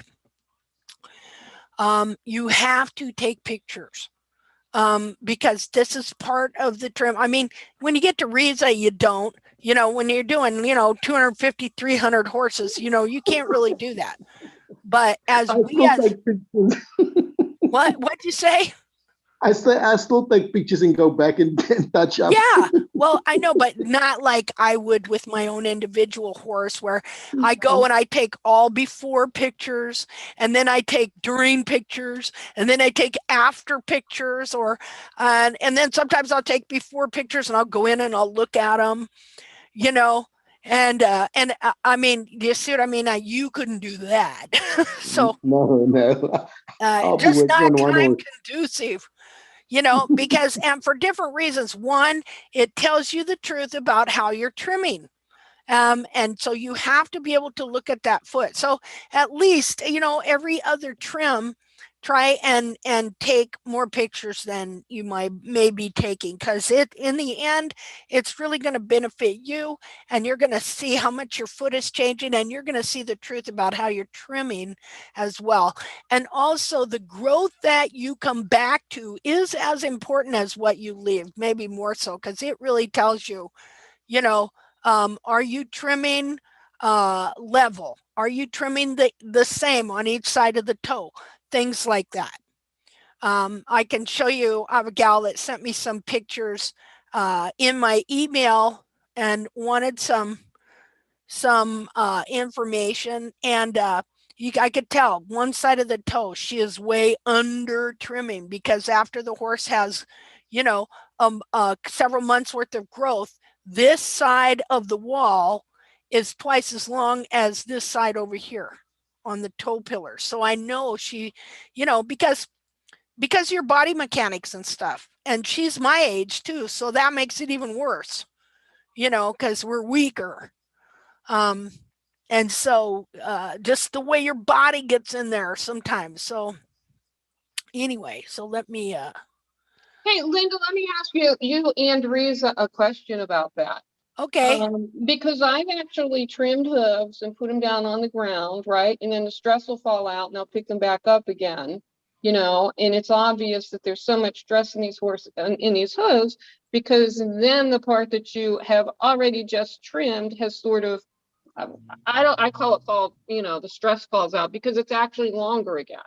They're so bound up. They're so under pressure, I guess, for lack of a better word. I was just wondering if you and Maurice have ever seen that. Like they're looking for a release, and you've just released something, and now you've gone on to the next foot, and then you pick up that other foot again and say, but I did that already, but why is it still looking long? Let's just rub the file again. Is that what you're talking about? Yes, yes, exactly. Because all of the stress releases from just that initial trim. So I don't really find it so unusual that, you know, you go back and you pick the foot up and you go, but I did this. So I'm thinking maybe some of that, you know, this toe, one side's too long or whatever, might be more, or could be more stress coming out of the foot than the person not trimming it correctly the first time. Yeah, you see, the thing is this, because when I do them, I go around all four and then I start over again. You know, before I leave that horse, I've picked all 4 feet up again and double checked for that. I do the same thing. The thing is this, when you've got horn tubules that's basically jammed up in your coronary area, and you release at the bottom, and you just give that also a couple of minutes to stand or whatever, process things. And I'm sure some of it releases, because I've picked up a foot and I think, but God, I just leveled this foot. Why is it looking? Then I'll go back in there and I'll make sure that I've leveled it. And before I leave that horse again, I check right around that horse again to make sure everything is in place. You know what I'm saying? It's amazing, isn't it? You do get I promise you do get, within the first, say, 10 minutes, you will see there's a slight difference, slight release, and you have to go back in there and just touch it up. I mean, that's what I do. Yeah. Well, I'm always amazed that, you know, farriers do that the one time, and, you know, before they even put the foot down again, they're putting the shoe on it. And I always just wonder how much of that pressure they're nailing back up in there. Yeah, that's the other thing. That makes sense. Yeah. Yeah. So anyway, sorry, I'm just happy to hear that's people who know what they're talking about are seeing the same thing that I'm seeing. Okay. Yeah. And Jeanette, Eva here, I actually heard a farrier talk about that over 20 years ago. Oh, okay. That it's falling down if it's shooting up too high, because the lamellas is all moving against each other. Constantly, all the time. Must have been a good farrier. Well, and see, that made me think of that. That's neat that you brought that up, you know, because that just makes total sense, because I know the feet move like that, because, you know, like how we teach about getting your horn tubules to move back, how you go out and you bevel those run forward horn tubules, and then you come out a couple of days later and it looks like you didn't even bevel. And not only that, but they fall back, you know. And so trimming the foot and then letting it relax and then going and doing a touch-up would make sense to me, because you might see that things had just moved, because I think things can move really quickly. Yeah, especially when it's under pressure all the time. And now you've come and released it, and all of a sudden that pressure is just pushing everything back down and releasing it. And then when you lift that foot up again, you say, oh, but I did that already. You know, it's like kind of playing on your mind, and you think, oh, but I've done that already. Why is it? I'm sure I did it correctly. And then you just go back in there and you touch it up and make sure that it's all right. The other thing that I wanted to say is, this is the funny thing that I've also noticed, not noticed, but I mean, the lady, you remember I went up to another province must have been about March month, I think end of March. And what happened there is I did these horses, but I did them real short. If you can think about it, I mean, looking like bringing the walls right down to your live soul and all that, because the feet was overgrown and stuff like that. And I took pictures of the before I started and after I've done the work. And I could notice there was a lot of pressure in the coronary band area, like jamming as such. And a lot of it released a little bit, and I retouched them up and stuff like that. And there's a couple of horses that I said to the lady, because I was there for a whole week, and I said to her, listen, this horse, that horse, and that horse, before I leave, bring them back to me, because I need to check them again. And I brought the horses back, and I had to do a little bit more on them, although they were done properly not a week, but a couple of days ago. And then when I touched them up and everything was fine, and I left and everything. And I think it must have been about, not even, 3 weeks later after I've left there, the lady phoned me and said, you didn't trim enough of the horse's feet. I said, what do you mean I didn't trim enough of the horse's feet? The horse's feet were short. If I trimmed any further than that, they'd all be lame. She says, no, but you didn't trim enough of, look how long this feet has gotten. And she showed me pictures. And I said to her, listen, show me pictures from the side. And I think she sent me one. I said, you know what your problem is? You think I didn't trim enough. The problem is your horses are releasing all that jammed up bone tubules and all everything jamming into the coronary vein is now released, and now the feet looks long. I said, just touch him up and bring him back to the sole level, and you should be fine, because they were supposed to do the touch-ups in between. And I said, look, I'm going to be up there in a month's time, maybe I can pop on there. But I never, because they were on the other side of the world, and not same area. I mean, it's more of the same distance, but they were on this side of the world, and I was on the other side, so I couldn't make the trip that way. But I mean, this is what she said, I didn't trim enough of the feet. I said, how can I? You were standing there, you saw me doing it, you saw how much I took off, and you saw how level the feet were with the sole. And now you're telling me the feet is long again. I said, because I've shown, and then I actually basically took pictures that I took of the horses, and I showed her where the jamming was, and I showed her where the growth is that she's now claiming I didn't take off enough. Showing her that is actually released and come down. So now your hairline is looking better. So your horse is on a corrective path. What are you moaning about? Just level it again. I said to them, I have to, because I said to them initially when I left there, I said, listen, before you trim these horses, take pictures, send it to me so I can see what happened, and then I can tell you what to do, to touch up. So so that's just a little experience that I've had with horses that hasn't been trimmed for a while. So totally makes sense what who was saying that. Yeah. And here's interesting, as you're saying that, okay, that's what got me into this mess. All right. That's if you go to that one website I tell the story about how Valor was 2 years old, and I had this farrier that came every 6 weeks. Just a minute, I got a cough. Hold on. Came every 6 weeks like clockwork, and yet my horse's feet were getting more splayed out and more splayed out. And he had been there, and a week later, and my mom had come down to visit, and I picked up my horse's foot, and the rim of the hoof wall is like a ½ inch above the sole. Only in this case it was different. In this case, I came to understand later that he was doing a farrier's pasture trim, which was just taking it down to the level of the sole, and then the sole would exfoliate, okay? And then he's left on the rim of his hoof walls. And so, but that's what got me into it, because I called him and complained, but in a nice way, and so he said, oh, well, I don't know what happened, I'll come back. And he came back and he trimmed Valor up, and he picked up his foot, and he's going, I just don't understand it. I mean, I just trimmed him a week ago. I don't know where all this wall could have come from. And blah, blah, blah. And he brought his son with him, so that made him look twice as bad, I guess. I don't know. So, and like I say, this guy called me like clockwork every 6 weeks. And it was then, too, that during that week, I had gotten some information off the internet on Gene Ovanik and barefoot trimming, which I had heard about years before. And I tried to talk to him about this stuff, and he was like having none of it, And then when he was done with Valor, he said, okay, well, sorry about that and everything. And he's putting his tools away. And I said, well, could you do the mare too? Because she's got the same problem. And he was like, just disbelief, And so he goes over there and he picks up Molly's foot, and he looks and he just can't believe it, because they didn't know that they never get down to the live sole plane. And so they're rasping the foot just down to level of sole. Well, then the horse goes and walks around. The next thing you know, it exfoliates the sole, and he's walking on his walls.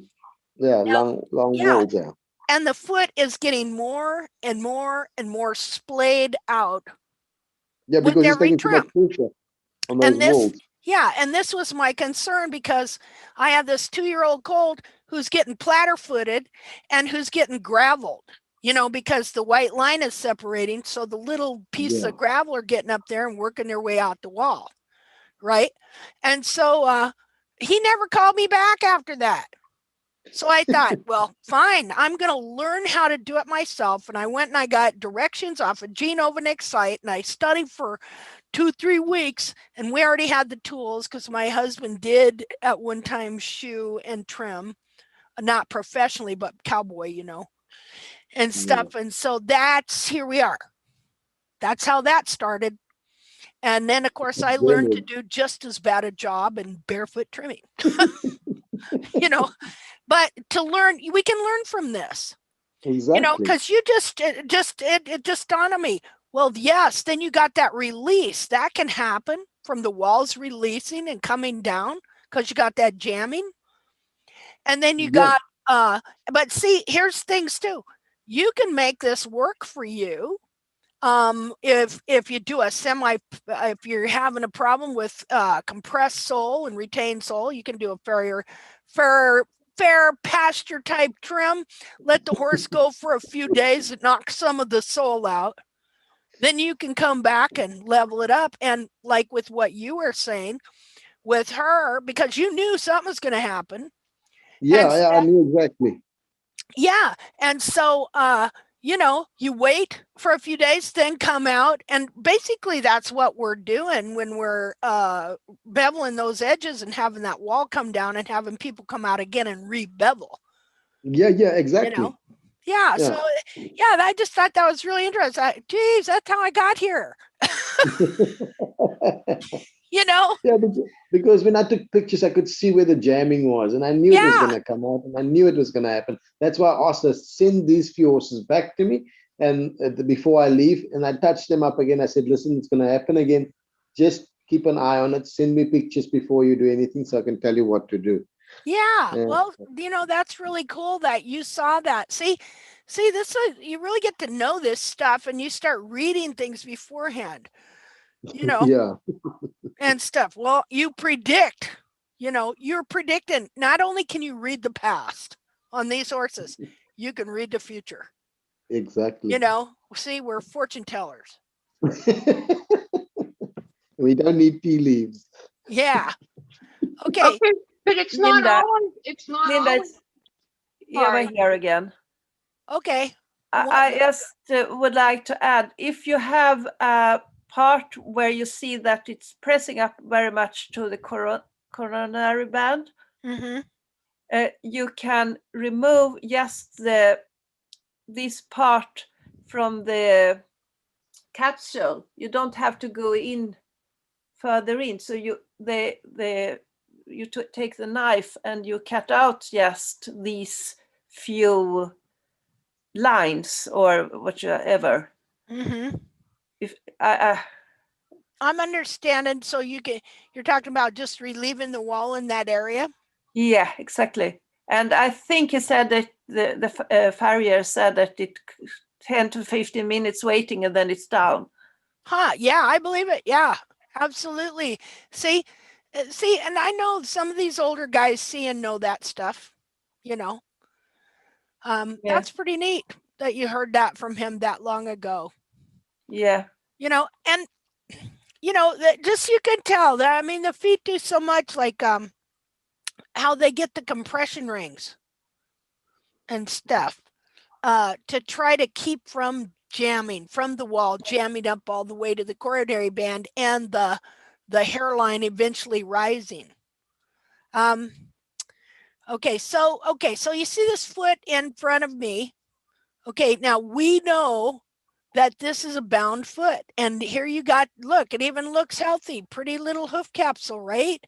But look at the lines, the growth rings in the back, how they are.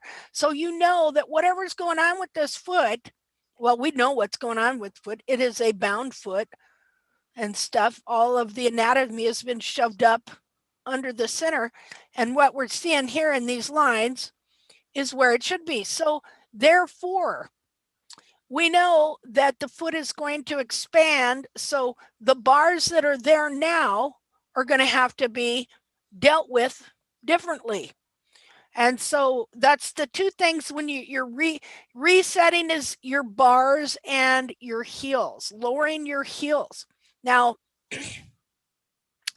you see that as this wall grows in back here, okay, if you don't lower to the wall that's growing in, which would be here, and start over again, then you're just going to wind up with a foot that the heels they will stay right here.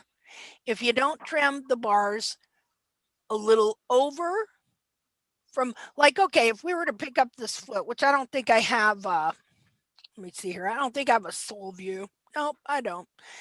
And stuff.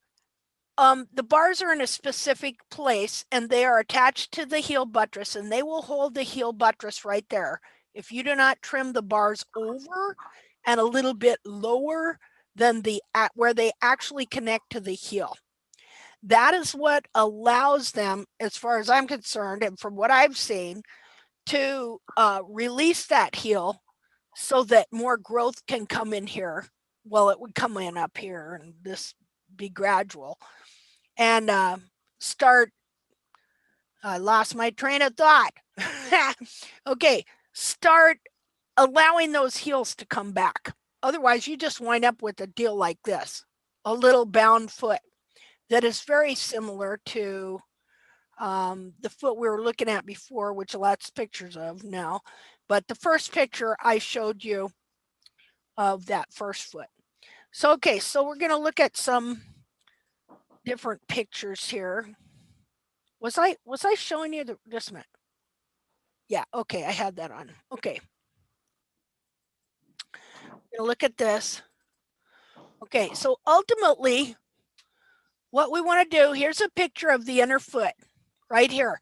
We want all of the area of the inner foot that grows the sole to be, not to be bound up, pushed up, covered over. We want the walls to fit and be back properly and then joined with the sole around here. But we want this whole area here. And this is what I call the sole, the heel platform, or it's where the heel sole is, because you see this whole area is your heel, the internal heel. And so we want that to be totally open so that it can grow sole on the whole area. And then we want the heel back here to be in the correct spot. And so what happens, of course, is that as the heel is over trimmed, it actually moves forward. Since it's attached to all this, it's actually pushing and pulling and covering and merging over the heel in the sole and creating a false heel, which, let's see here. Well, you can see it right here. See, you just have this much heel sole that's showing. A lot of times you'll find too that it's always crumbly. You never have true live sole in that heel when your heel is here, because see this heel right here? It's supposed to be back here. Okay, but as it was trimmed out, incorrect, the sidewall merged with the bar and became a false heel and moved forward to where now it's clear up here. See, this over here depicts the true foot, and you'd have a nice big platform of live, good sole. It wouldn't be all crumbly. I know a lot of people, if you just find crumbly sole in here and it's hollow, then you've got false heels. You've got heels that are up here on the foot. See, it's up here. The heel has been pulled up here, turned it into a false heel or whatever it is. And so the real sole is not growing. It's covered over right here. So And what you're going to find is this ultimately affects all the sole. It really affects this area right in here. You can never, that's why people are always scooping it out, you know, because and that's why they think the foot has an arch, because when these heels pull forward, get trimmed out, and since they grow from there and everything is pulled forward, it bends the foot and puts an unnatural arch in it. And it's so common that people think the foot has a natural arch right in here on the side. You know how we always talk about scooping the quarters, giving the quarters relief, blah, blah, blah. Okay, so therefore, when you're growing in this heel, even though ultimately, anatomically, okay, ideally, you would want from here down to grow past the heel, and you would want an inch of 3/4 of an inch to an inch of uniform sole thickness under the whole part of this foot.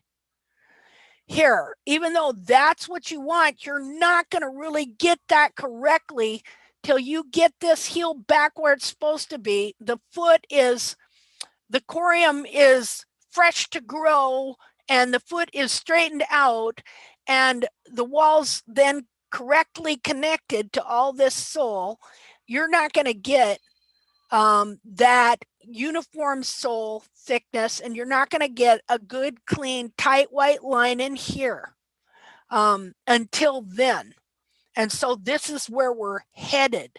And so consequently, you can't just continue to grow a heel right here and let it stay right here, because because you've been letting the heel grow, it's been adding wall in here that you're not seeing, and it is ready to move back. Okay, and so right now, like if you look on here, you see the bar is over here and the heel right now is here. But eventually the bar needs to be clear over here because the heel's back and over here. And notice too how the heels not only move back, but they're kind of going to move over here just a bit too. Because as they're trimmed out, well, you see the shape of the foot, right?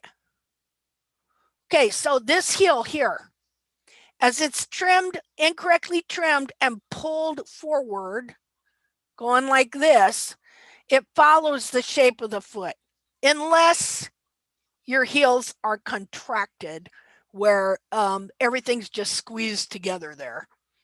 Okay, but mostly what you see is this heel that's right here, as it is being incorrectly trimmed and becoming a false heel and moving forward like this, it follows the shape of the foot around like that. Now, this is where they think when they take the heels down, it makes them wider. They think it's making it wider, but in this case, it's only trimming the heel out, which is following the shape of the foot, and it's a false thing they're seeing there. Okay, so what we're doing is we are restoring the heel. Lost my train of thought. Why wouldn't I? All right. Okay, we're restoring the heels, growing them in, and we're pulling them back this way. And so we have to constantly change where we're going to allow that bar to be. And so when we reset the heels, I would take, if I rasp this heel down, it would also move it back here. Okay, if it moved it back here, then my bar line, which is here, is no longer applicable. My bar line is down here where I move that heel back to. But then I'm going to let the heel grow here for a while. And there will come a point again where I will take it down again. But at every single trim, you have to trim that bar over. I think, my opinion anyway on that. Just a minute here. Let me open this up with paint. Okay, let me look at another one. Just a second.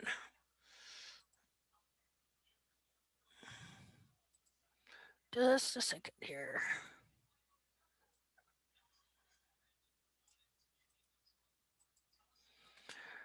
New share. Maybe we'll do this one. Open with paint. Ah, that's better. Share.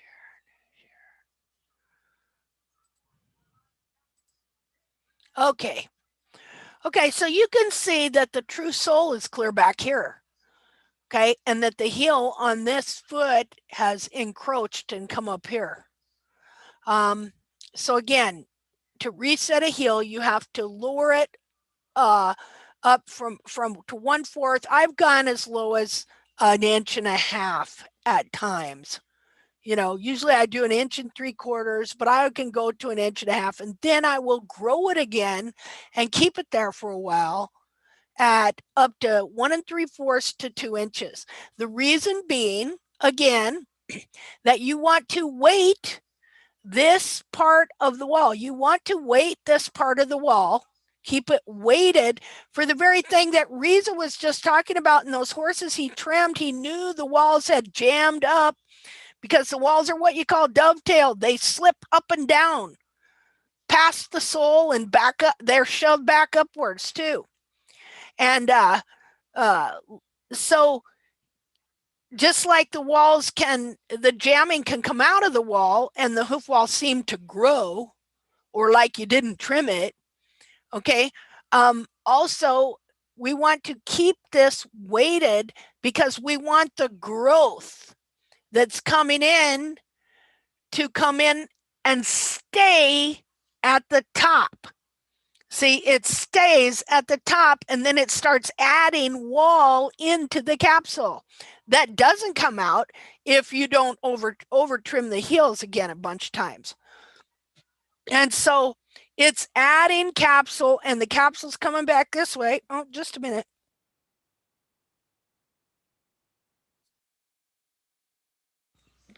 Just a second.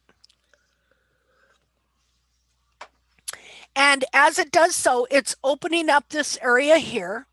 As it does so, you're also working with your wall and your horn tubules in here to get them all moved back correctly so they're connecting with where they're supposed to connect to the sole here.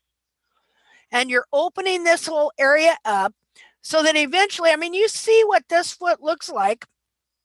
And then if you look at, let's see, you look at my horse's foot here, you see that he's got live good sole all in here. You see that? It isn't all crumbly, and you know, it's all live good sole. Like this foot is flat. Okay, I rasp it to a level plane from heel through the quarter to the toe. You could set a shoe on it and a shoe would set flat. All right. And so, and all uniform sole thickness from toe to heel. But I didn't always have that. I had the same thing as, just a minute, where am I at? Paint. I had the same thing as in this foot here. If you were to trim this foot, can't remember whose foot this is, but you see how the frog is pulled forward, heel forward, everything. If you were to trim this foot, you'd never get a clean white line right in here. The heel would be so crumbly that if you took the heel down to live sole, you just continue to over lower the heel and trim the heel out. And pretty soon laminitis and bad things starting and stuff. So, but when we're growing it back, every once in a while, you know, second, third trim, whatever, you have to decide yourself. You need to take these heels down so it brings them back. So you are starting the growth. First of all, you are establishing the heel at the place where the wall has restored and grown back to. Secondly, You are then also, if your heels are not fully restored, you are then also starting to grow them from a new position.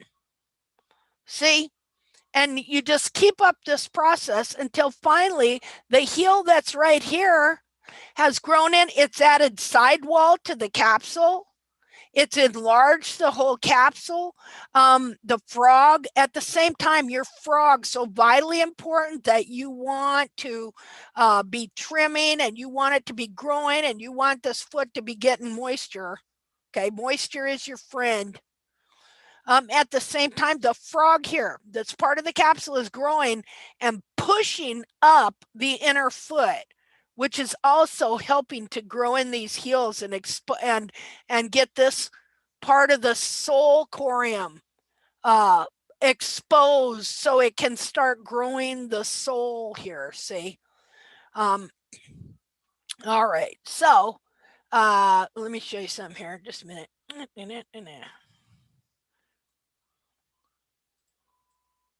Paste. Oh. Hey. Okay, so I just like to put this. This is not your feet aren't round, all right? I'm just using this for directional purposes. And I don't put the 12 right there. I like to shove up this 5 and this 7 clear up here. Well, there it is there. And there's the 5. If I see as I put it right there, 5 and 7, those are your bar lines. See? So if I put it on this foot, where this foot is here, okay, to the heels right there, this one right here. This heel here is different than this heel here. You see it? Okay, so I'm just using it for directional purposes. Okay, so just gonna kind of put that there. I need to get me something here. What color I want to use? I use red. Okay, so right now, this bar is right here on this heel, but let's say I want to take this heel lower and back further. Okay, I'm going to want to, just a minute here. There it is there. Let me do this. Just a second. I don't know if this is going to work. This is something I've been working on. Okay, so that's the current. But let's say I want to take it down some. When I take that heel over and back, I'm going to take that bar over as well to where it would normally be. So I would be coming in here. And you see where this, I want you to look at this.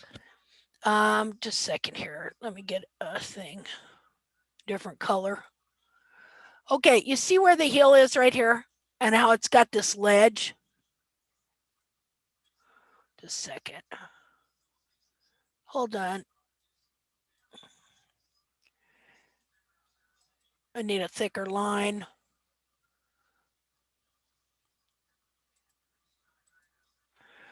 Okay, so here's the heel. Goes right there and it's got this ledge like that. When you lower this heel, like say 1/4 of an inch, okay, you're still going to have this little lip here. You want to come in with your knife and you want to, how would I say it? You want to reform this heel in its new position. Okay, you don't want this little ledge to be here where the bar is connected in like that. Okay, you're going to want to clean your seat of the cone out properly.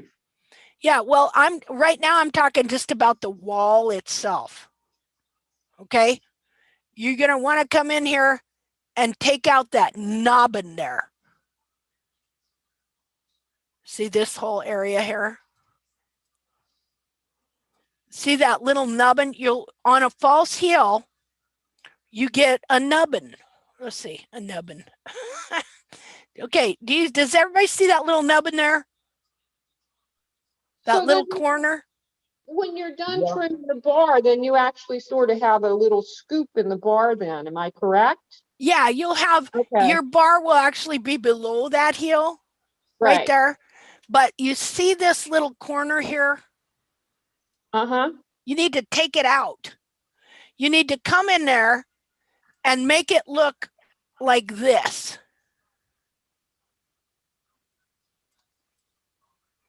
See now how the wall goes like this to the new heel position?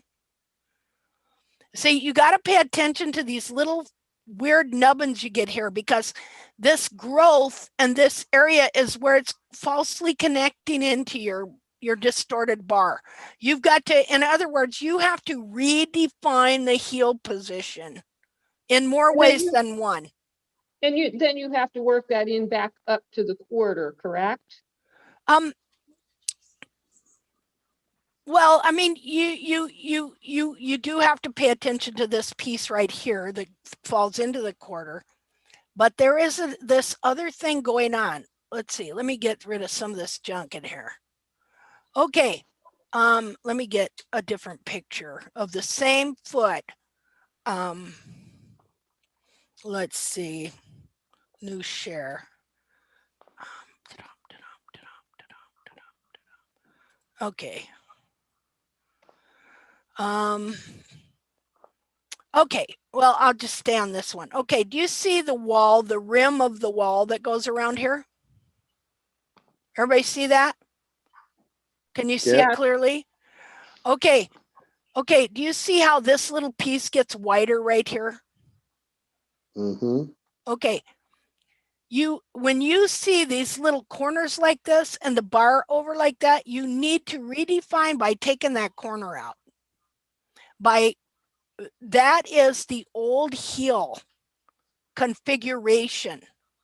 And so you need to redefine the new configuration so it looks more like this. Like you would come in and see, I'm talking about taking your knife and redefining this area a little more. You're not gonna let it have this little chunk here. See this little piece, this little area here? This part of it right here. See that? Okay. You need to come in with your knife, all right, and redefine it and take that little nubbin off like this. Okay. And then you take your bar over to there. You see that? You're going to see this little nubbin all the time. That's your old heel position. It tells you that's the old heel position. And so when you do the new heel position and take the heel down, you're going to see this little, well, what do I call it? A nubbin? You know, take it out with your knife. Take your knife in there and take it out. And then you bring your bar over and you can actually bring it a little below that to about right there. See? Because this is what forms when your false heel forms. This is where the bar, deformed bar, because look, I'm having a hard time. Okay, your bars do this number. Just a second. Let's see. Your bars do this. Just a second. Let me figure out how I want to describe this. Here's a bar. Okay, this is a anatomically correctly positioned bar with a correct heel right here. But as your heels are trimmed out and they move forward, here's what your bar does. It joins in here, here, here with the wall. You see that?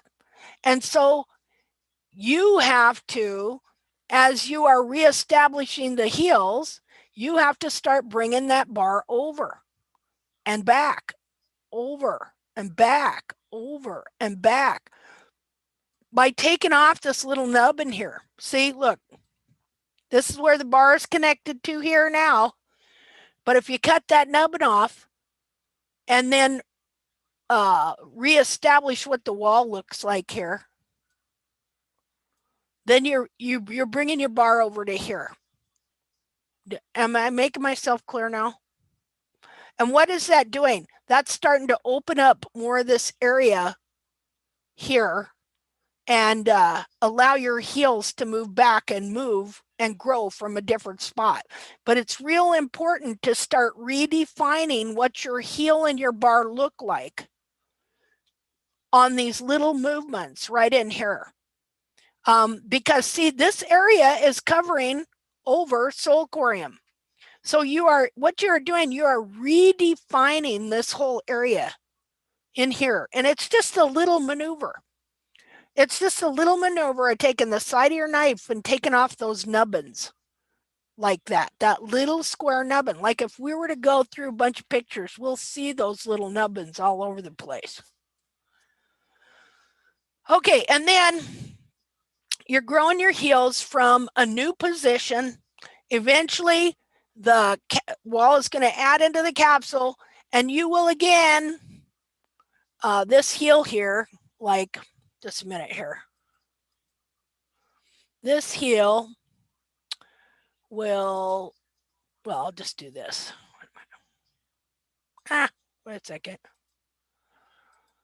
This heel will,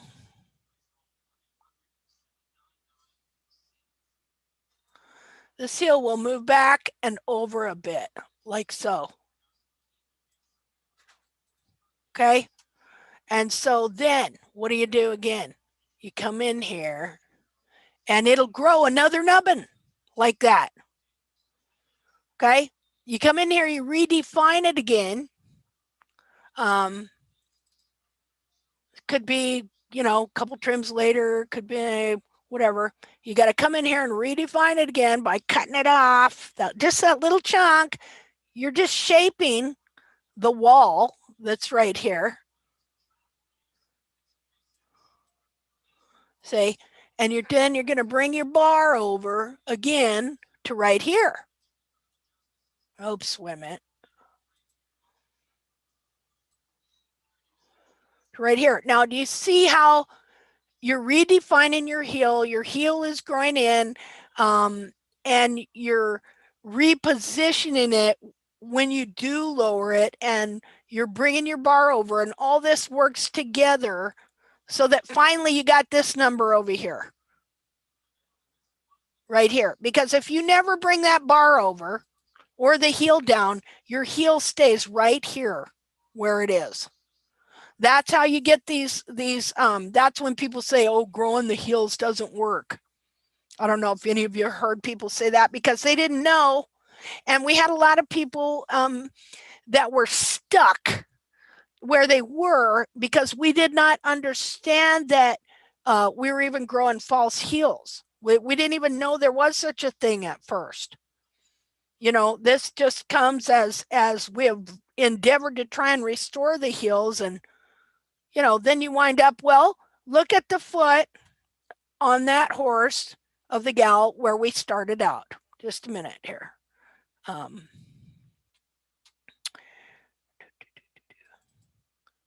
Just a second. Just a second, and I'll get it. New share. Okay, this foot here. All right, this foot here, that was a false heel. See, if you never trimmed up the periopal for one thing, or the frog, or changed the bar configuration, or lowered that heel just a little bit to start it out from a new place, although this one's a little weirder than most, then you're going to wind up with a foot that looks just like this. It's never going to expand because nothing's ever going to release because you've just kept all the boundaries in the same place the whole time. And all you've done is grown extra wall here, and it hasn't added anything to the capsule. And so that happened to a lot of us when we first started doing this. Okay, now does that explain a little more of how to reset heels and why you're resetting heels and why you have to pay attention to the bar and why you have to it's like you're an artist back there and you're like reforming his original heel, you know? So you're taking out that nubbin, which is actually a growth of the old heel position. You're redefining, I guess, the connection of the wall into the bar, and you're constantly like just kind of working with that so it will release and allow your new heel to grow in and come to its new position. Okay, that's all I have to say.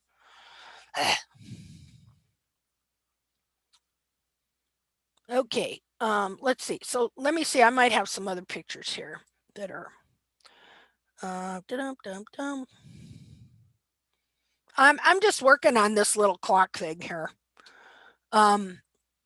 Trying to see if it can be some sort of a scenario thing that will help people with different areas they have to deal with on the foot. Now then, of course, you're going to work with, then you're also at the same time, you know, working with your horn tubules. That's kind of a different deal, different area of the hoof. Things like that. You're trying to grow in a good healthy frog, so you're wanting to keep your frog trimmed so it'll grow and keep it treated.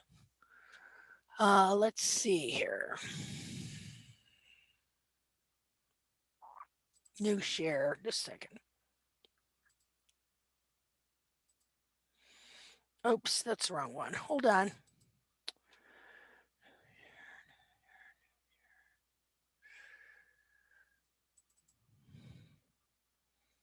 Nope, I'm lost. I just got lost in pictures. Hold on, I need to, well, let's look at this real quick.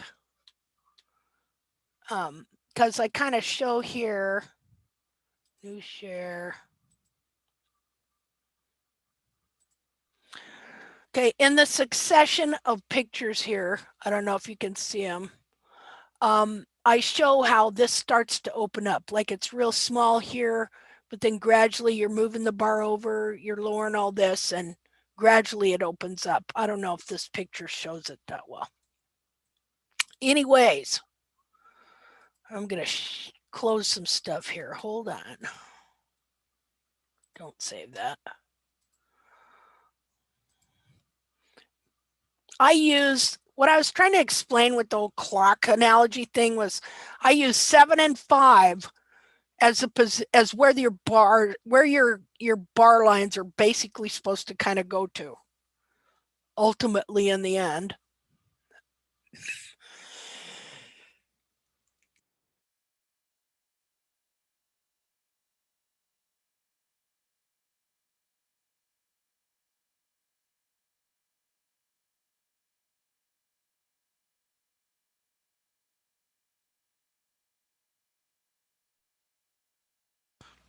I had my mic off. Sorry about that. That's all I have for today. Does anybody have anything they'd like to talk about or ask or share? I like your definition of nubbin. I just removed one the other day, but I didn't call it a nubbin, and now I'll know what to call it. Oh, that's funny. Well, that nubbin. It reminded me of the, New, you know, the the new bumps, part of the the bar bumps. I don't know what else to call them other than bar bubbles, right? Yeah.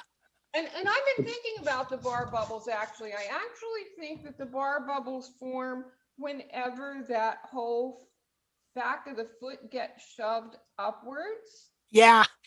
And then it starts, because I've been watching, because, you know, as the heels come back, the bubbles recede, they come back with the frog, and then the further back the heel gets, they disappear. So I actually think it's that whole bar mechanism that gets, it has to go somewhere, right? It goes forward, but it also has to go upwards. That's Yeah. what I'm thinking. I don't Yeah. know. Yeah, So it does. That might be what the bubbles or bumps or whatever you want to call them. We can't call them nubbins because those are already on the heels. Yeah. Well, you know, we're all about being scientific and using all the right words here. So, Love it. So um, actually, that was a very well timed presentation for me to see, because it lets me understand that what I'm intuitively doing is correct. good. So, Yeah. Same for me too, you know, and we're just kind of flying by the seat of our pants here a lot of times. yeah, you know, there are worse ways to fly. Yeah, that's right. So thank you. I appreciate it. Well, you're sure welcome. Okay, Riza, have you got anything that you've seen this week that you'd like to share? Not much. No, it's been a slow week. It's been raining for the last probably about 5 days straight, and it's still raining. So Ah, I haven't been doing much. I've been doing the odd things that needed doing. But yeah, and I had a birthday in the week, so yeah, I was a little bit lazy, so I didn't do much this week. Only the things okay, that needed to be done. okay. So yeah, I had an interesting case that I worked on today, but I mean, I didn't take much pictures because it was so windy and raining. I just couldn't Yeah, take pictures.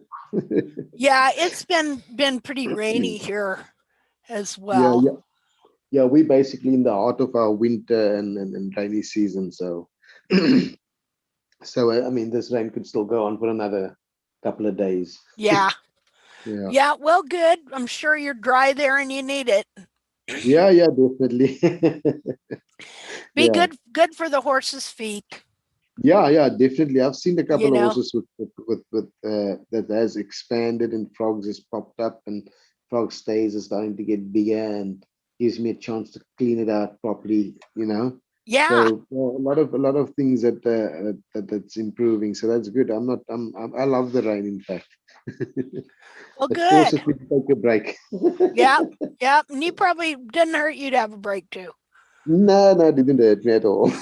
Do some recouping. You know. Yeah, yeah, definitely. Okay. Yeah, Well, hey, everybody have a great week.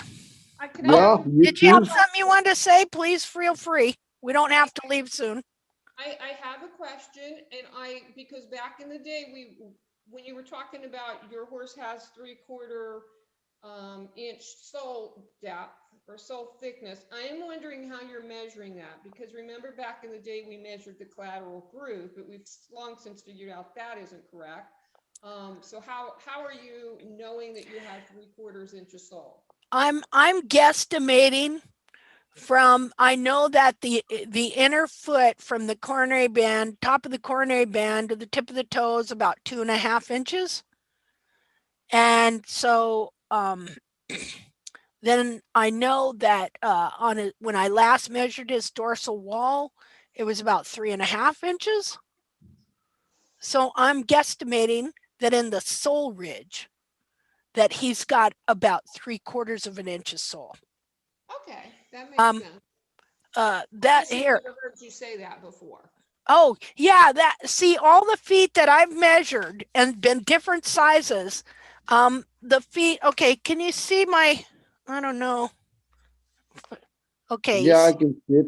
can you see that on my thing there? Let me figure out how to share this. Wonder how I share that. Just a minute. It's just in the corner. You can just click on it. Oh, okay. Just a minute. Um s- We see your hoof. oh, yeah, okay. Yeah, you're doing good. Okay. Okay. Just a minute here. Let me get a ruler from somewhere. I had one. Okay. I don't know. We'll be able to see that one.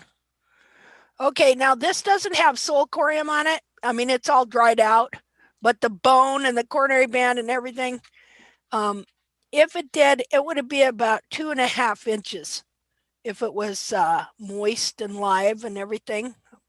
Let me get a better ruler. Here we go. Ta-da. Okay, dried out. to the top of the coronary. Well, heck, it ain't. This is a back foot. Okay. That's 2.5 inches. So when they're moist, it's going to add maybe 2/8 of an inch. Let me add about 2/8 of an inch. So it'll be about like so. So if I have a dorsal wall, then that is say 3.5 inches, I'm going to have about that much sole. Does that make sense? It does, but I'm assuming, I mean, that only works if you have the heel restored. Yeah, and it works if your dorsal wall is Alignment. correct. Yeah. Oh, See, yeah, if your dorsal wall is like this, it yeah, then doesn't it's work. wrong. Yeah. Right. See, Yeah, you so gotta have alignment. yeah, You See- gotta have the horn pupils in alignment. yeah, Yeah, I had just never asked that question before. I'd never heard you explain how you were measuring that. So yeah. I mean, there's all these exceptions to the rule, you know, and stuff. But on my horse, I know that his tubules, you can see the white line is tight all the way around, and there's no scooping, there's no nothing. He's got good, heavy, strong heels, plenty of live sole all the way around. So I know that he's got, let's see, so actually he's only, this is about how much sole he's got under his foot right there. If you can see that. That's how long his dorsal wall is. Right to there. So however much that is, okay. It's only about, God, I can't even read a ruler. Well, yeah, it's about 3/4 of an inch of sole. That's what the sole ridge would be on him. Okay. So consequently, if you have other issues here, you won't have that. You know, if the heels are trimmed out or, you know, whatever. But yeah, that's how, anyway, that's how I'm figuring it out at now. Now here I have a little piece of sole, but it's not as thick, see, that I made out of clay. You'd want thicker sole than that, for sure. That'd be like I'm wearing a moccasin. Okay. Anything else? I mean, two, here's another thing. Okay, what I noticed is you got two different types of sole. So you've got the sole ridge that forms around here, but then right here it starts getting concave. So you've got that as well. This is the last thing too to me to get thick. Like my sole in here is really hard now. For years I pushed there and it would give, and now it doesn't give at all. And if you look on that 1 foot of mine, let's see, this one,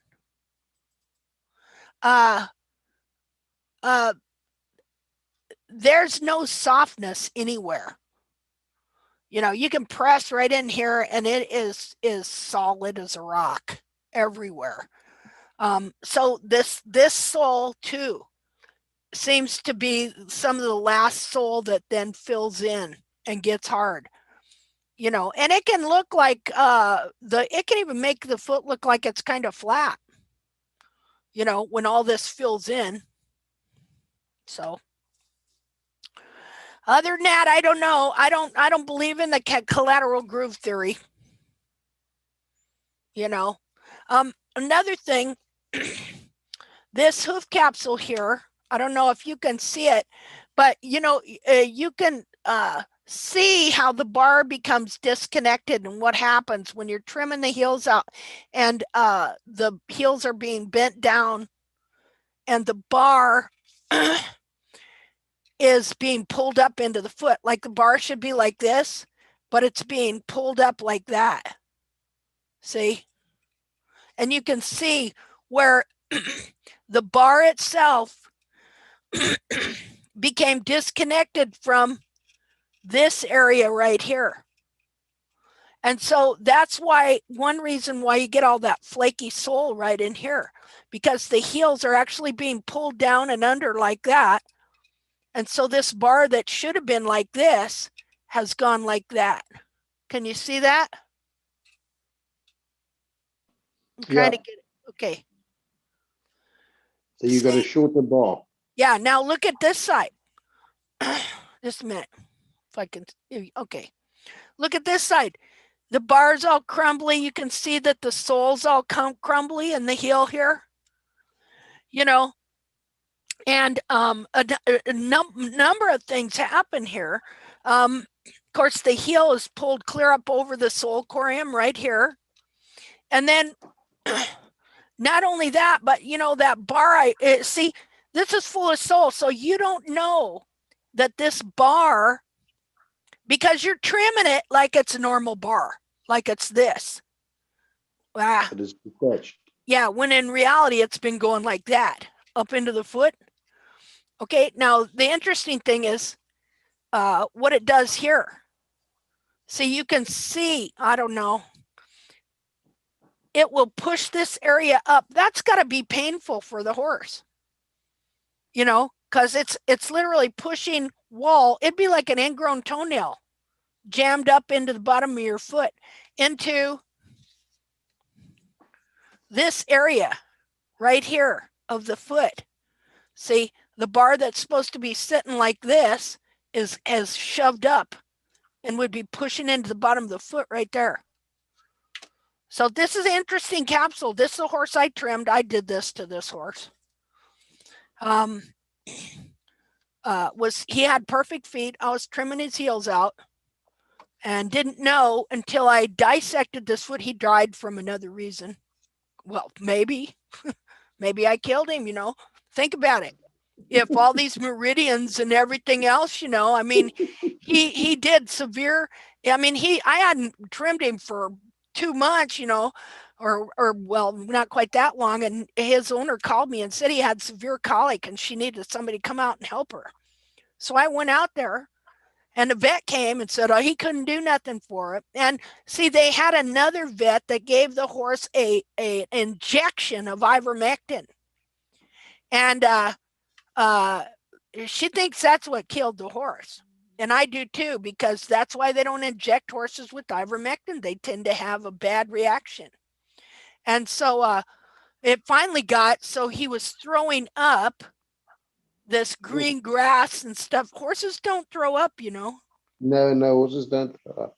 Normally when a horse throws up or does that, it's when they've got a twisted gut. Yeah. And so she had a friend come out and he, you know, shot him between the eyes, which I am all for. That is the way I am for putting down a horse if somebody knows how to do it, because it is like that. Yeah, it's quick. It's quick and it's the most merciful thing. I've had a horse euthanized. And sometimes they have bad reaction and they just lay there kicking and jerking. I've seen that. And it takes forever. Okay. And so a bullet between the eyes, kind of high and stuff, it's just boom, like this. I mean, and so most merciful. And so they shot this horse and she allowed me to take his feet. And so it wasn't until years after I realized what I had done to those feet. He had perfect feet when I got a hold of him, but I was gradually trimming his heels out. And I've got plenty of pictures, tons of pictures. I've learned so much from this horse. And so when I did this dissection and I had this hoof capsule off, and then I exfoliated this foot right here, I couldn't figure out what the heck, you know, why this bar was detached from this area right here. I don't know if I have another foot that would kind of, well, I don't. But so now I'm thinking navicular syndrome. Oh boy, yeah. You know, if those bars are that deformed and shoved up in there, it's got to be putting weight, you know, pressure on. It's going to put pressure in the navicular bone and navicular bursa. Yeah. So it makes you wonder what you should do for that. Like, if that's shoved clear up into his foot like that, like could you dig that out and just remove that bar so that this might, the foot might be able to relax back that way? See, I just don't know. Do you see? Have you seen impacted bars? I don't even know if they're correctly called impacted bars. Yeah. But I have dug bars out. I mean, I have taken Dremels to bars. I have, I mean, sometimes I just gotta, I can take them so far down and then I just gotta wait for the growth to push it the rest of the way out. Yeah. I don't know what else to call it other than impacted bars. Now I've got some other hoof capsules here that show similar on foundered feet. Like this one had a new bar growing under an old bar. See, but that was a foundered foot, because when you get the rotation and the movement, then a lot of times the whole foot becomes detached from the capsule, and so then it starts growing a new foot underneath, new sole, new bar, new everything. But anyway, interesting to think. I mean, what I see here is very, very, very crumbly sole right there. So if this thing is turned under like that, definitely, gosh, I'll be glad when I hate getting old. Look at that shaking. Anyway, yeah, here we go. Okay, well, any more questions? Anybody got anything else they want to talk about? Not yet. Maybe next week. Okay. This was Linda. Yeah. Sorry, I just joined in. It's Denise. I just joined in late, and I hope to be here every week now. But with the impacted bars, is that like when I see some horses that you see every 6 weeks, and all of a sudden the bars are like the very first day you trim, they just pop right out. But I've also seen it near the apex where the sole also has kind of those big exfoliatable pieces. Yeah. Do you think when those bars are impacted and they're starting to come out or drop down or release, that it's taking the sole, some sole is coming with that near the apex? Not at the apex, but just below, between the bar and the apex. Oh, right in here. The sole, yep, right there. Well, like for this specific bar, this is not an impacted bar. This is a structural deformity where I trimmed the heels out and it started pulling the bar, bending. This is a bent bar. Oh, okay. Yeah. See, it's been forced. Okay. It's like if I took this and I forced it like that.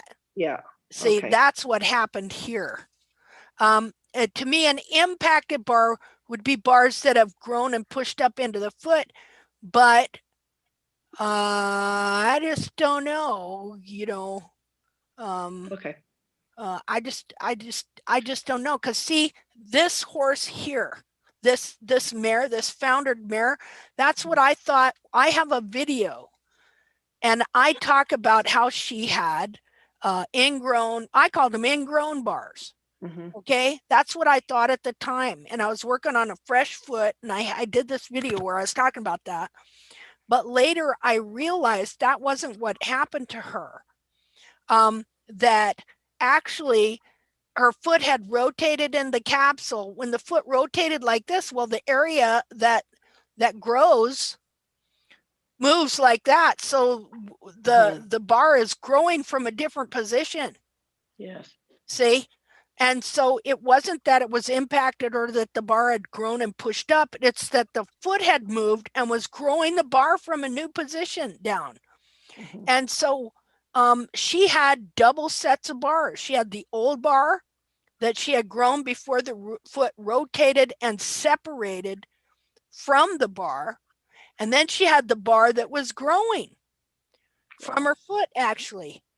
And so her foot was entrapped in this capsule that was no longer connected to the actual foot she was growing, or that was still connected to the actual foot she was trying to grow. I'm trying to see, I had here, this is really a good example there. Look at that thing. Yeah. Ouch. Yeah, ouch. Yeah. But look, you can see it's 2 sets of bars. Mm-hmm. See the one bar here? I do. And there's the old bar. Yeah. So what if you never actually get the old bar off and then the foot rotates again? Well, it could be growing a whole new set. Mm-hmm. You know? Anyway, that's all I know at this point. You know, keep them trimmed down. Yeah, just keep them normal. In their boundaries. Yep. You know, and as you restore the heel, well, like as you restored this heel and it come up like this, then what's it going to do? It's going to bend the bar back that way, and the foot is going to grow it from the correct position. So, yeah, it's just amazing stuff. Just because we can't see what's going on in there, you know. Thank you. Well, you're welcome. Thanks for asking. Okay. And then you can have contracted heels like that. Only this wasn't contracted. This was, I let it dry out like that. But they can actually be like, I know people working on horses like that. Yeah. You know? So fun. I sent you the meridian for the small intestine to see. Oh, okay, great. Thank you. I wonder where my meridians are. Maybe I ought to be checking that out. You know, I know one thing, a foot massage will do a person wonders. Yeah, because lots of nerve endings are there. Well, okay then, guys. Unless somebody has something else, they have anybody have anything they want to say, share, anything? Anybody? Anything? Yeah. I was just gonna say, keep on doing what you're doing. You're saving horses' lives out there. I know of another one that's getting saved right now. So that's awesome. Thank you. Thank you, Denise. Yeah. Well, we're all saving horses' lives. Yes. Because we all talk to people and word gets around and helping people. And so, yeah. See. All right. Hey, you guys are awesome. Have a great week, and we will talk to you next week. Bye, Linda. Okay. Good night. Thank you. Bye. Bye, everybody. Good night. Good night. Bye.